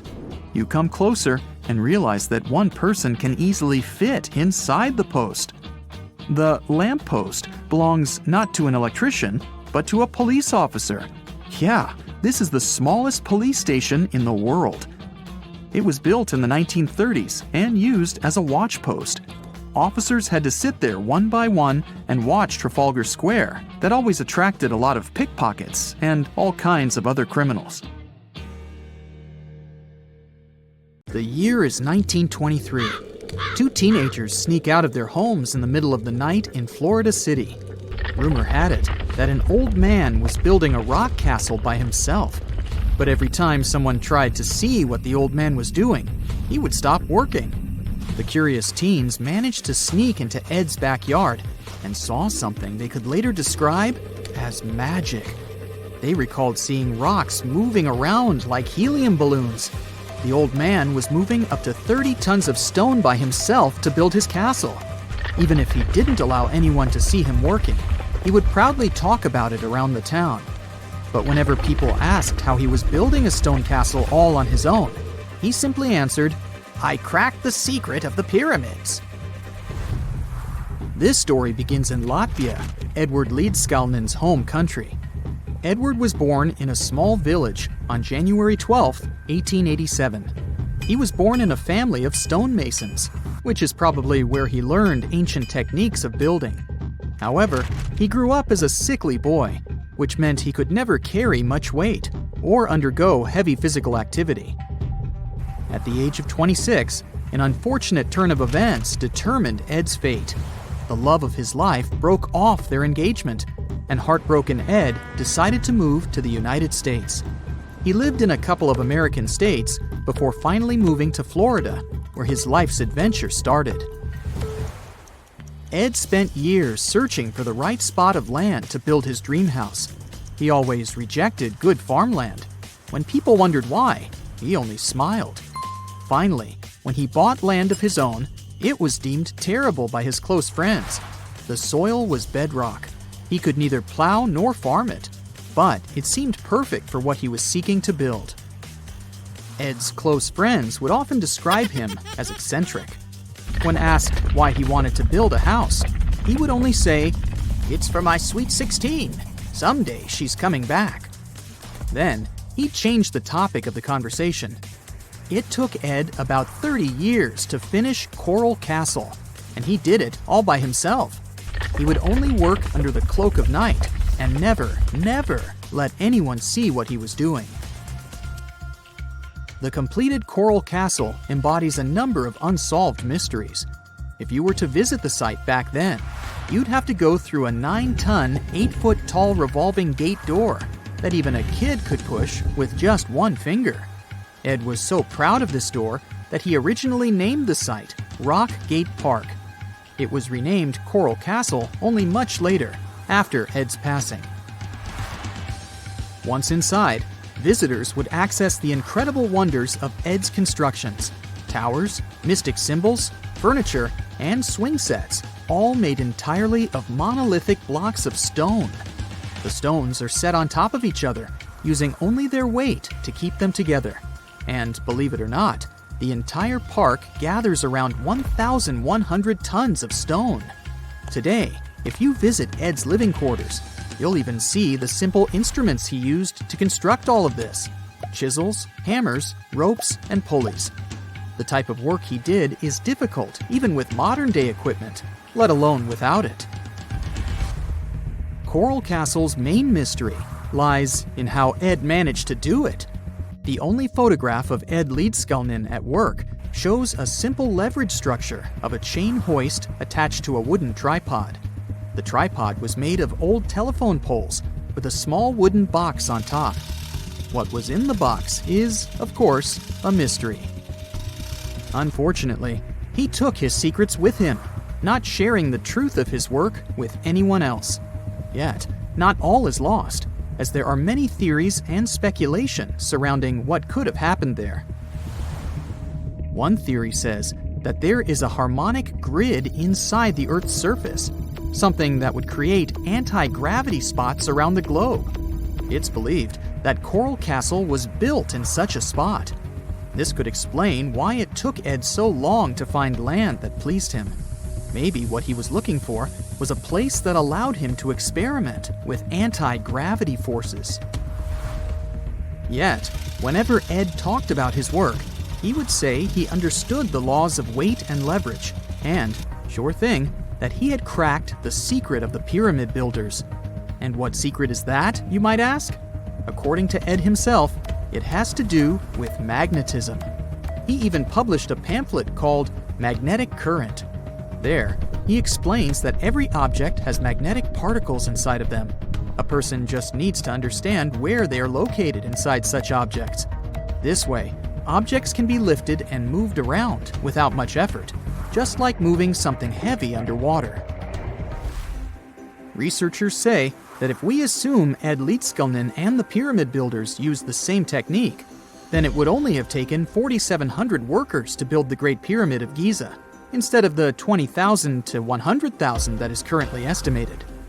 But this story just keeps on getting more and more mysterious. In the late 1920s, Ed was finishing the construction of Coral Castle in Florida City. Rumors about his work had spread around town. People said Ed was hiding a stash of money somewhere in his living quarters. One night, a group of men waited until Ed was alone and broke into the castle to rob him. They couldn't find the money and, luckily, didn't harm Ed. But in the following days, he decided that it was best he moved out of that land.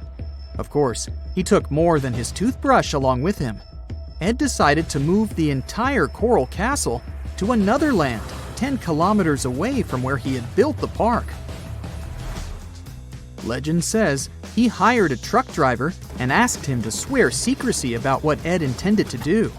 He asked the driver to look away while Ed loaded the truck by himself, moving all of the rocks without any help. With the truck loaded, Ed and his castle moved to Homestead, Florida, where the park is located until this day. In 1986, a group of engineers from Florida University was called to try to fix the park's gate entrance, the 9-ton revolving door that Ed was so proud of. They arrived with plenty of modern-day equipment, including a 20-ton crane. When the engineers took the door down, they noticed that Ed had used a strange circular stone at the bottom of the revolving door. The engineers couldn't understand how this frisbee-sized rock could withstand 9 tons of weight without breaking into pieces. They sent the rock to the geology department at the University of Florida, but the geologists simply returned the rock, saying they couldn't find a match of this rock in their databases. They couldn't determine its origin. The engineers put the 9-ton gate back into place, trying to use other techniques. At first, it didn't work without the base rock Ed had originally used. So, they had to cut the gate rock to make it work as a revolving door once again, proving that modern-day technology couldn't replicate what Ed had done single-handedly. Fast forward to 2011, and another man claimed to have cracked the code of the pyramid builders and Ed Leedskalnin himself. Wally Wallington, a retired construction worker from Lapeer County, Michigan, has managed to build using similar techniques to those used by Ed. Wallington is known for having built his personal Stonehenge in Michigan. He is said to have used simple machines, such as levers and counterweights, moving around multi-thousand-pound concrete blocks. Unlike Ed, Wallington has shared his techniques with the public. Multiple videos are showing the clever engineering he built from very simple materials. It sure is impressive. the man has moved his entire barn into another property just with the help of simple tools. However, there is no way to prove that these were the same techniques used to build Coral Castle. To this day, the secrets of Coral Castle haven't been unraveled. But hey, we can always keep trying to solve it. If there's a question that still baffles archaeologists to this day, it's this one. How did the ancient Egyptians build those magnificent pyramids? As far as we know today, their resources were quite limited, especially in terms of tools and building materials. We still don't have a fully satisfying answer, but hey, we've got some pretty amazing theories worth considering. The leading contender among these theories involves the clever Egyptians employing a sneaky strategy. Now picture this. They constructed a slanted and curving mound made of bricks, earth, and sand encircling the pyramid to be. As the pyramid grew taller and taller, they simply increased the height and length of this wacky structure. It's like they were playing an ancient game of Jenga. Now, how did they get those massive stone blocks up there? Well, according to the legendary ancient Greek historian Herodotus, they used sleds, rollers, and levers. It sounds like they turned construction into a supersized game of tug-of-war. And guess what? Herodotus also claimed that the Great Pyramid, the one from Giza, the granddaddy of them all, took a whopping 20 years to build. There's more. Herodotus also dropped a mind-boggling number on us. 100,000 men were supposedly involved in this pyramid extravaganza. Did they hire the entire Egyptian population? Well, it might not be as far-fetched as it sounds. These men were probably mostly farmers, so they probably focused on the pyramids when there wasn't much work to be done in the fields. Like during the flood season of the Nile River. Obviously, specialists in the archaeological community had something to add to this theory. By the late 20th century, they discovered some evidence that suggests the workforce might have been smaller and more permanent than previously thought. Instead of a massive army of 100,000 pyramid builders, they proposed that a modest crew of around 20,000 workers, accompanied by support personnel like bakers, physicians, and even spiritual leaders, could have gotten the job done.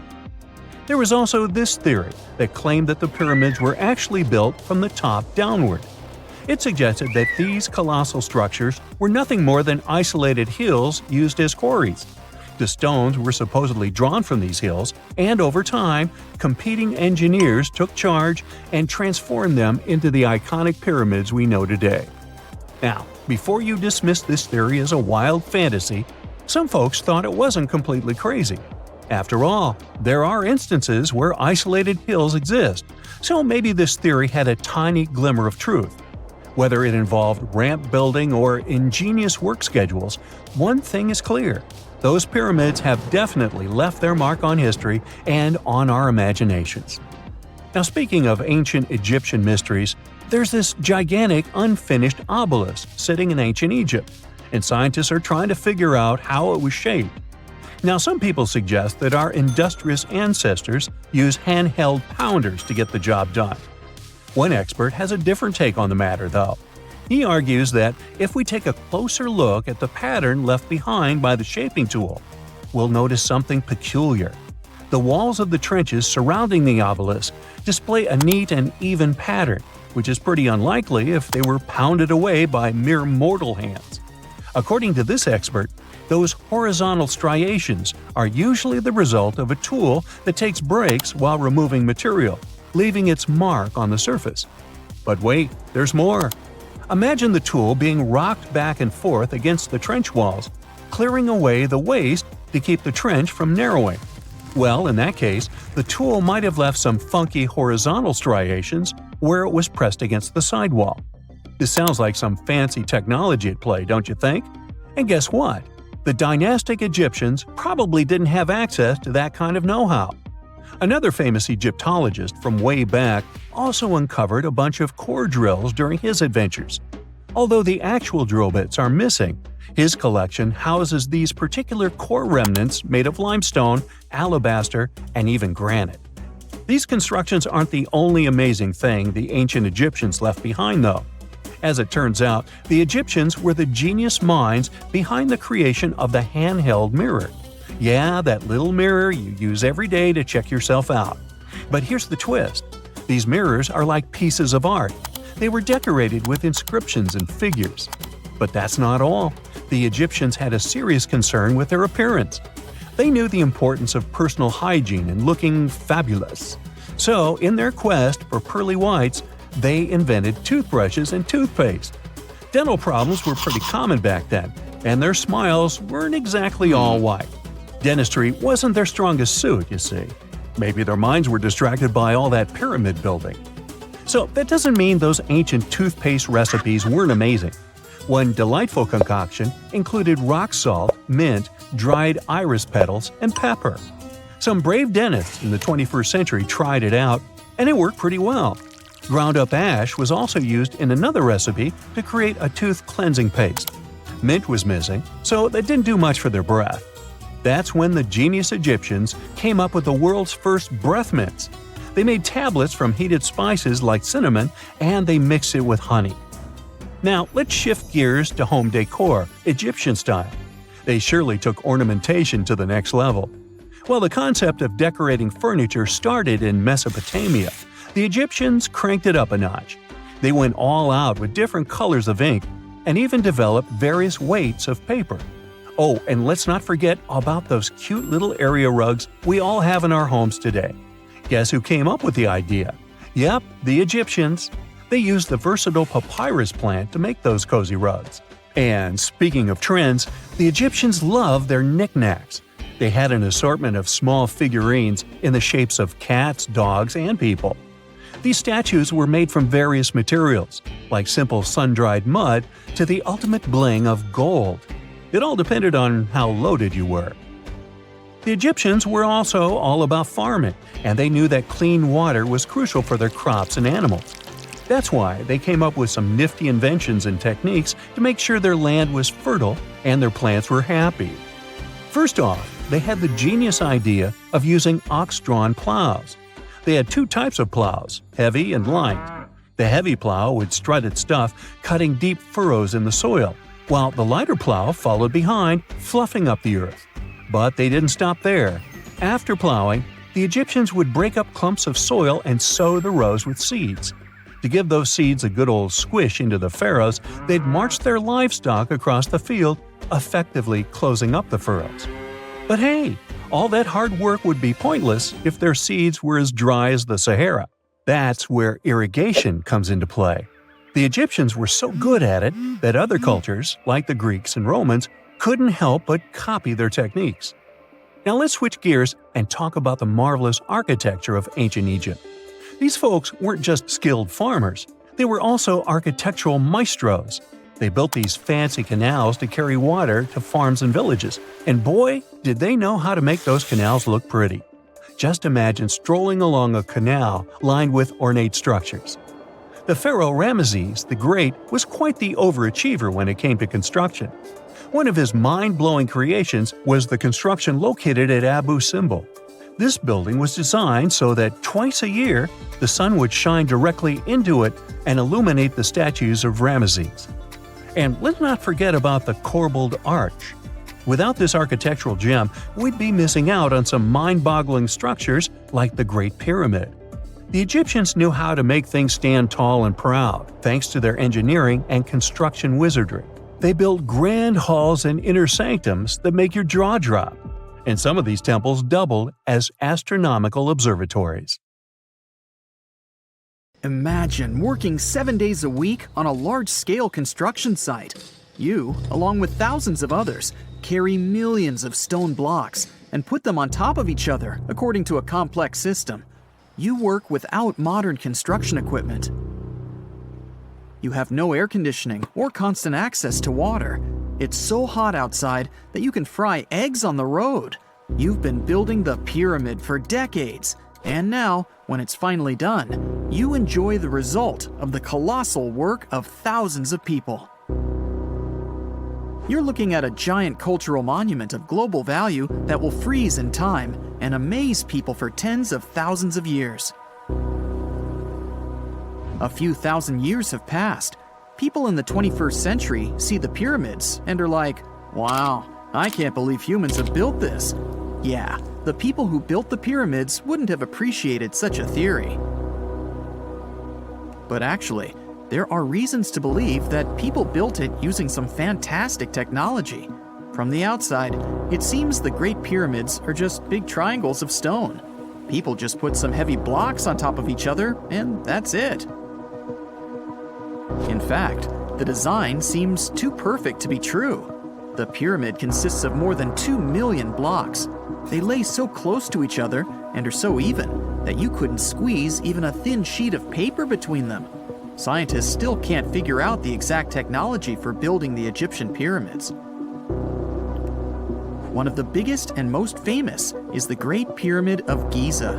This huge construction, well known all over the world, has one big secret. There should be a capstone on top of the pyramid. It's a triangular-shaped stone block, a small pyramid on top of a huge one. It's also called a pyramidion. The builders of ancient Egypt made it out of granite and limestone and covered it with gold. No records or old drawings prove that there was a pyramidion at the top of the Great Pyramid of Giza. But there's another ancient Egyptian structure with such a triangle, the Red Pyramid. It was built before the Great One, and its capstone has survived to this day. Archaeologists have found and reconstructed it. But where could the capstone of the Great Pyramid be? It's a mystery that still has no answer. Some are sure that some thieves have stolen it from the top. Maybe they just climbed up and pushed the pyramidion down. It makes perfect sense. The capstone was probably the most valuable element of the pyramid. Many scientists and archaeologists still don't know its exact purpose. Some believe that this peak covered with gold glorified the pharaohs. The capstone reflected moonlight at night and illuminated the entire space around it. During the day, the capstone reflected sunlight with its shiny surface. You could have noticed it from afar. The top of the pyramid was a kind of guiding star for lost travelers. All other stone blocks of the pyramid consist of limestone. People polish them to make them look shiny. In the past, they were even glowing and reflected light. You could see glowing pyramids from space, although they looked like tiny lights. Over thousands of years, winds, sandstorms, and rains have changed the pyramid's appearance. If people had taken care of them all this time, they would have looked like something out of science fiction movies, or the pyramids from Las Vegas. But unfortunately, we will never see their original appearance. Some archaeologists and scientists believe that the capstone could absorb the sun's energy and distribute it evenly throughout the pyramid. No one knows precisely why the Egyptians needed this technology. There's a theory the pyramids are ancient energy systems. The pharaohs applied this energy to use some unique technologies that were more advanced than all the achievements of the 21st century. And the triangular shape of the pyramids was ideal for boosting this electromagnetic energy. In theory, solar radiation, or electromagnetic forces, accumulated at the top of the pyramid, filled the inner rooms, and then went down the walls to the base. Any surface distortion could prevent the flow from spreading, so they had to create a perfectly smooth surface. That's why they installed the blocks so that nobody could squeeze a needle or razor blade between them. Many people believe in this theory because they built the pyramids from limestone. This material can hold energy inside itself. In the inner part, they created granite deposits to cause air ionization, that is, to create an electric charge. They also dug channels under the pyramid for water to transmit electricity. And at the top, they put a gold capstone, the best conductor of electricity. So, this is how you get a great power generator. Different cultures used similar technologies to create electricity all over the world. But these are all theories. If it had been working, humanity would have used these technologies today. There are mentions of the metal industry, chemistry, engineering, physics, mathematics, and astronomy in some ancient records. Most scientists don't believe in all these things. we know the detailed stages of the technology's development in different cultures. In the 21st century, scientists, historians, and anthropologists can track the evolution of all modern devices. If people had created some technological inventions in ancient times, the history of the world would have looked different. Perhaps all the achievements of antiquity could have been wiped off the face of the earth by global cataclysms, and it can happen to us. Just imagine how people would dig up a laptop in 5,000 years. Perhaps they wouldn't understand what kind of device it is.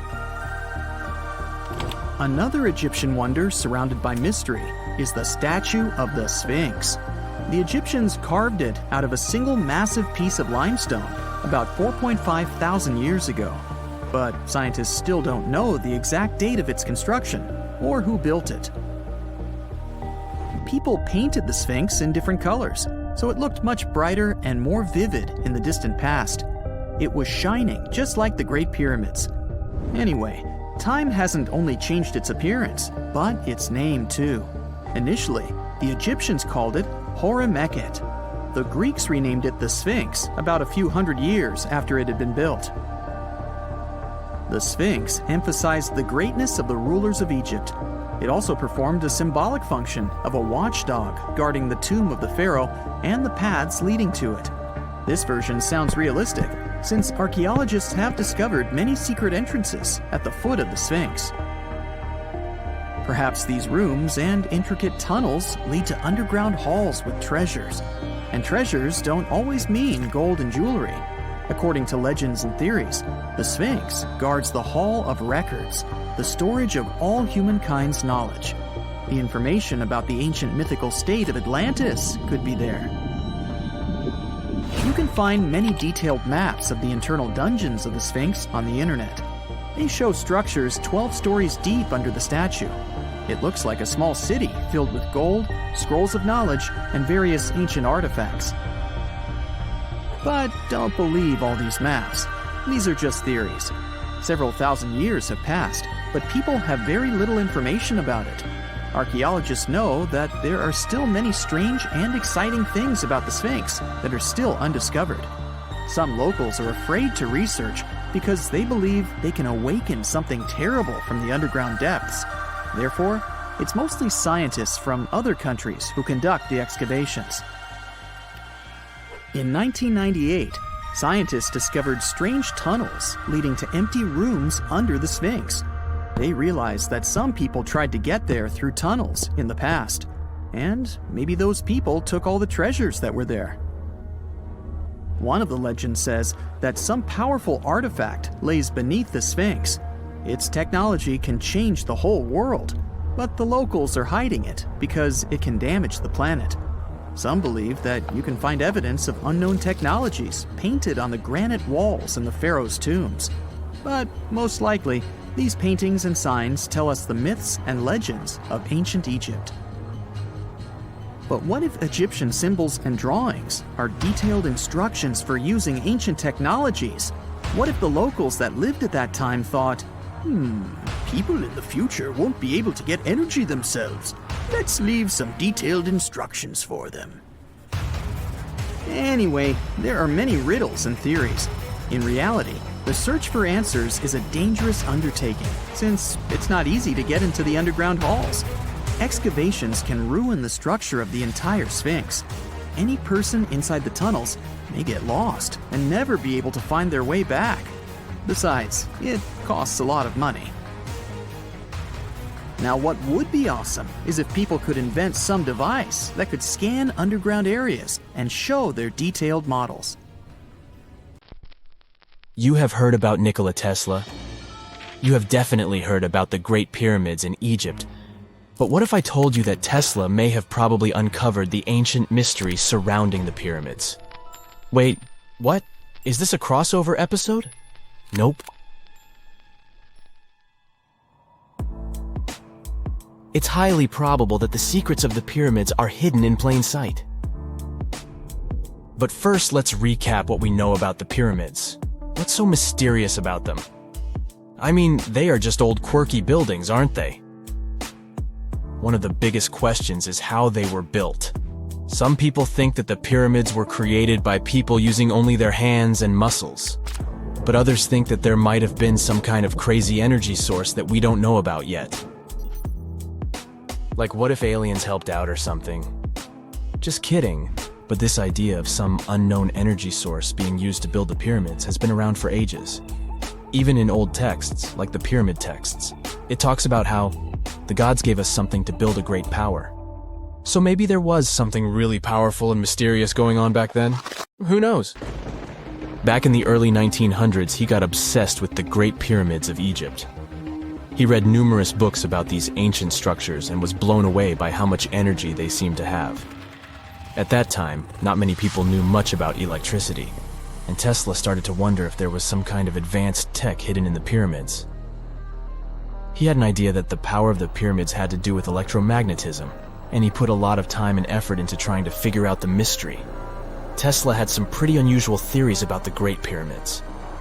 He thought that they could actually store and move electricity, which could then be used to power up the areas around them. He also had this theory that the pyramids were built using some kind of crystal energy. He believed that the chambers inside the pyramids could have these super powerful crystals that could control the electromagnetic fields. But that's not all. Tesla also had this idea that the materials used to make the pyramids had properties that allowed them to trap energy from the sun and the moon. And not just a little bit of energy. He thought that the pyramid could actually create this massive energy field that could light up whole cities or even brighten up dark places. He thought that the pyramids could be used as giant power plants to generate electricity and run machines. Tesla even believed that the pyramids were somehow linked to cosmic energy, which could be used for spiritual enlightenment and healing. How very new age of him. Anyway, Tesla wasn't just pulling these ideas out of thin air. He was seriously into studying everything he could about the pyramids, from ancient artifacts and texts to hieroglyphs and drawings. And he came up with this idea that the pyramids were designed to be energy amplifiers, and some kind of unknown energy source was used during their construction. Some people thought Tesla was eccentric for coming up with these theories, but his ideas have actually had a huge impact on the way we think about the pyramids today. Researchers and scholars have been digging into his theories for years and using them to uncover some of the biggest mysteries surrounding these ancient structures. For example, recently scientists have used theoretical physics to investigate how the Great Pyramid of Egypt would react to certain radio waves. They found out that if the radio waves were a certain length, the pyramid could concentrate the energy inside its rooms and focus it under its base. The scientists did lots of calculations to figure this out. They first thought about what radio wavelengths would work best. Then they made a model of how the pyramid would react to the waves. They figured out how much of the energy from the waves would get absorbed or spread out. Lastly, they checked how the energy would move around inside the pyramid when the waves hit it. To help explain all of this, the scientists used something called multipole analysis. This is when you take a complicated object and break it down into simpler parts. Then you can see how each part interacts with the energy that's coming in. It's like taking apart a puzzle to see how each piece fits together. The researchers are interested in how all of this can be used in the future. They want to make really tiny particles that can do the same thing as the pyramid, but with light. By changing the size, shape, and the material of these particles, they can control how the light moves around them. This can be really useful for things like making tiny sensors or super efficient solar cells. The scientists had to make some guesses when they were doing their research. They assumed that there weren't any hidden spaces inside the pyramid, and that the material used to build it was all the same. But even with these guesses, they still made some pretty impressive discoveries. But the pyramid study is not the only proof that Tesla was ahead of his time. There are more Tesla's projects that seemed unrealistic at the time, but that scientists and enthusiasts reevaluate and try to implement today. Let's talk about Tesla's most ambitious project, the Wardenclyffe Transmission Tower. Back in 1900, Tesla was already a big shot when it came to electrical engineering in America. People were blown away by his amazing inventions and the fact that he managed to outdo Thomas Edison in the battle of currents. However, Tesla wasn't content to rest on his laurels.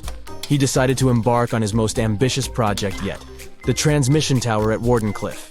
It was built between 1901 and 1905, and it was based on one of Tesla's breakthrough ideas. He had a vision to make the impossible possible by creating a global wireless communication system. It would use Earth itself as a conductor, transmitting music, news, stock market reports, secured military communications, and even facsimile images. Does it sound familiar? Right, it sounds just like the internet that we use today, only without the use of any wires. But Tesla had a much bigger dream in mind: to transmit power wirelessly. He already proved that high-frequency signals could be sent without any wires using his Tesla coil transformers, and this sparked his obsession with wireless energy transmission. His vision was to not only transform the way we communicate, but also to find a way to transfer power currents globally by tapping into the Earth's natural energy. Tesla believed that there was an abundance of free energy all around us that could be used for humanity's benefit. In 1899, he conducted some top-secret experiments and got convinced that it was possible to transmit electrical power through the Earth's upper atmosphere. This is actually how the Wardenclyffe Tower was created. It was supposed to be the prototype station for a network of towers all over the globe that would provide the whole world with wireless energy. Unfortunately, Tesla didn't have the resources or the patience of his investors to bring this project to fruition. It ran into all sorts of financial problems and roadblocks, and in 1917, the unfinished tower was finally torn down for scrap metal to pay off Tesla's mounting debts. Now it remains a sad reminder that even the greatest minds can sometimes fall short of their dreams. The original red brick laboratory, however, is still there, and it is the only Tesla lab that has survived. Fun fact, in 2017, a film crew made a crazy discovery. They used ground-penetrating radar to explore the area around Wardenclyffe, and they found a whole series of tunnels stretching for hundreds of feet underneath the site. Nobody knows exactly what these tunnels were used for, but people have been speculating for years that they were part of Tesla's grand plan. Wardenclyffe, of course, is a major landmark for Tesla enthusiasts from all over the world. Who knows? Maybe someone will finally crack the mystery of the tunnels one day. But even if they don't, the legacy of Tesla and his amazing ideas lives on. The unanswered mysteries surrounding ancient civilizations have been a source of inspiration for many conspiracy theorists. In fact, some of these mysteries are so interesting that many of us either already believe them or would like to. One thing is for sure though, none of those thousands of conspiracy theories have ever been, classified. Or have they? We're all aware that the CIA has done some questionable things throughout history for the sake of national security, but you wouldn't expect a book to be both a national and international threat. The CIA recently declassified parts of a book that talks about lost ancient civilizations and the catastrophic events that made them vanish thousands of years ago. This mysterious book was written in 1963 by a guy named Chan Thomas, and it was going to be published by Emerson House in 1965 until the CIA got involved. For some mysterious reason, they classified the book, and it was never released to the public until recently. But here's where it gets interesting. The book was declassified in 2013 due to the Freedom of Information Act, but it wasn't released to the public until 2016. And what was released truly raises a few questions. The original version of this document was 284 pages long, but the PDF essay that was released was heavily censored, with just 57 pages, which makes it 1/5 of the whole document. The pages were edited before they were released to the public in such a way that you wouldn't even notice that the other pages were missing. Now, no one really knows why this book was classified in the first place, but it has some interesting content from what I've gathered. The author of the book had quite the imagination and a huge love for ancient civilizations. And even though what he had to say is very thought-provoking, some of it is just bizarre. He believes that our planet is locked into a never-ending cycle of pole shifts and Earth crust displacements that are responsible for the mass extinctions of many civilizations which existed more than 6,000 years ago, even before the Sumerians. He believed that these events caused more damage to the Earth than meteors, and he bases this theory on a few artifacts that exist around the world but weren't really noticed until recently. But I'll get into that in a bit. Those mass extinctions that the book talks about include the end of the Ice Age, when huge 2-mile-thick ice sheets disappeared from northern Europe, Northern America, and Canada, and caused 100 species to go extinct. And here's how the author illustrates his hypothesis. He believes that there was a geomagnetic pole shift which caused catastrophic changes to both the atmosphere and the Earth's crust, resulting in the extinction of many civilizations over time. Now, even though the geomagnetic pole shift is a real thing, it doesn't just happen overnight. It happens really slowly, only about every few 100,000 years, according to scientists. But it's a bit more complicated than it sounds. It is a well-known fact that the North Pole is somewhere above Alaska, and the South Pole is close to the middle of Antarctica. Now, these are the geographic poles, and they'll always be north and south. However, the Earth's magnetic poles flipped a few 100,000 years ago. So if you had a compass, let's say 700,000 years ago, it would instead point south and show you the Antarctic. But the author of the book has a different theory. He believed that the flip of the north and south magnetic poles doesn't happen every few 100,000 years, but every 12,000 years, and that this flip occurs in just a few hours, causing a catastrophic apocalypse. He thinks this happens as a result of an explosion inside the Earth's core. This explosion causes the magnetic poles to flip, but it also causes the Earth's crust to move. According to the book, due to these catastrophic events, a lot of the Earth's continents that were submerged underwater rose above sea level in just a few hours. Now, here's where it gets interesting. The author also states that the Peruvian Andes were beneath the ocean before the last pole shift. And even though it seems far-fetched, since the Andes are approximately 22,000 feet above sea level, there was evidence to support that claim in the late 80s.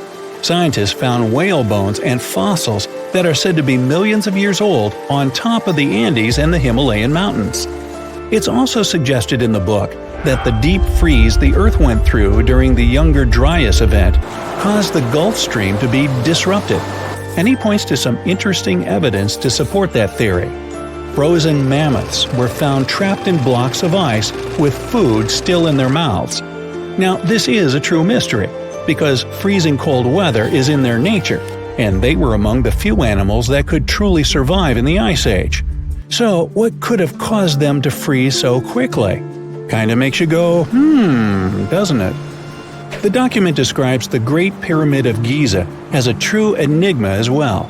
The Pyramid of Giza is made out of 2.5 million stone blocks that are placed on top of each other with great precision. It's close to 750 feet wide and more than 450 feet high. To this day, we're still not able to explain how it was constructed, and it's quite difficult to understand the internal design as well. On the inside, the pyramid has no similarities to the other pyramids, and, despite popular belief, there were no mummies found in any of them. If you think that's a bit weird, wait for the next one. There are absolutely no hieroglyphs found in any of the pyramids, and that goes both ways. What do I mean? There are also no pyramids, or anything that resembles a pyramid, in any hieroglyphs either. Mr. Thomas believes that the pyramids were created hundreds of thousands of years before the Egyptians by a civilization that went extinct. Speaking of civilizations, in his book he even mentions the Greeks. He claims that in Greece, there was another ancient race of people that went extinct as well. He claims they were extremely tall with blue eyes and blonde hair, and had access to advanced technology that the Greeks couldn't have known about in their prime. Now, before we drift too far away from the stone blocks, let's talk about another mystery, the temple in Baalbek, Lebanon, and its ginormous foundation blocks. Those stones, which make up the Heliopolis, were also used for the temple in Rome. The foundations of the temples are made of 900-ton trilithon stones, and according to the author, this is proof that there must have been a lost ancient civilization with advanced technology. Now, most archaeologists claim that those stones were made by the Romans. However, there's no evidence to support that.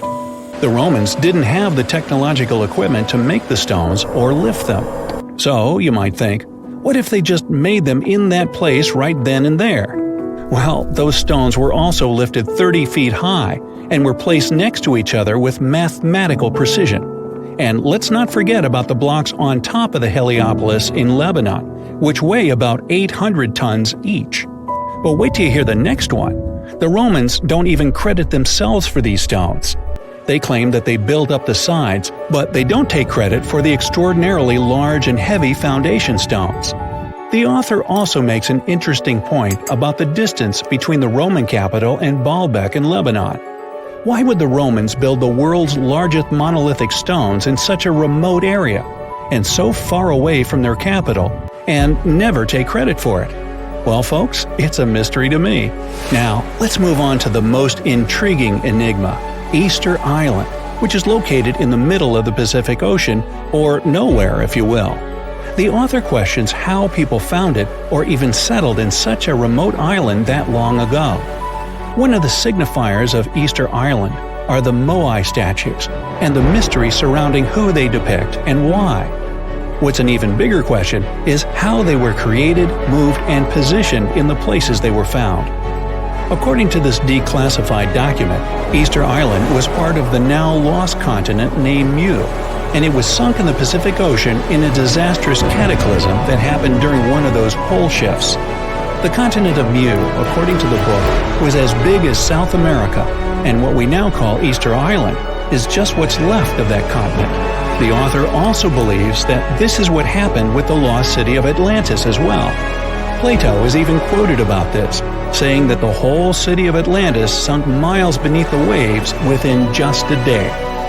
Even though the whole story sounds very intriguing and makes some interesting points, we know that, scientifically speaking, a cataclysmic pole shift causing entire civilizations to go extinct isn't possible.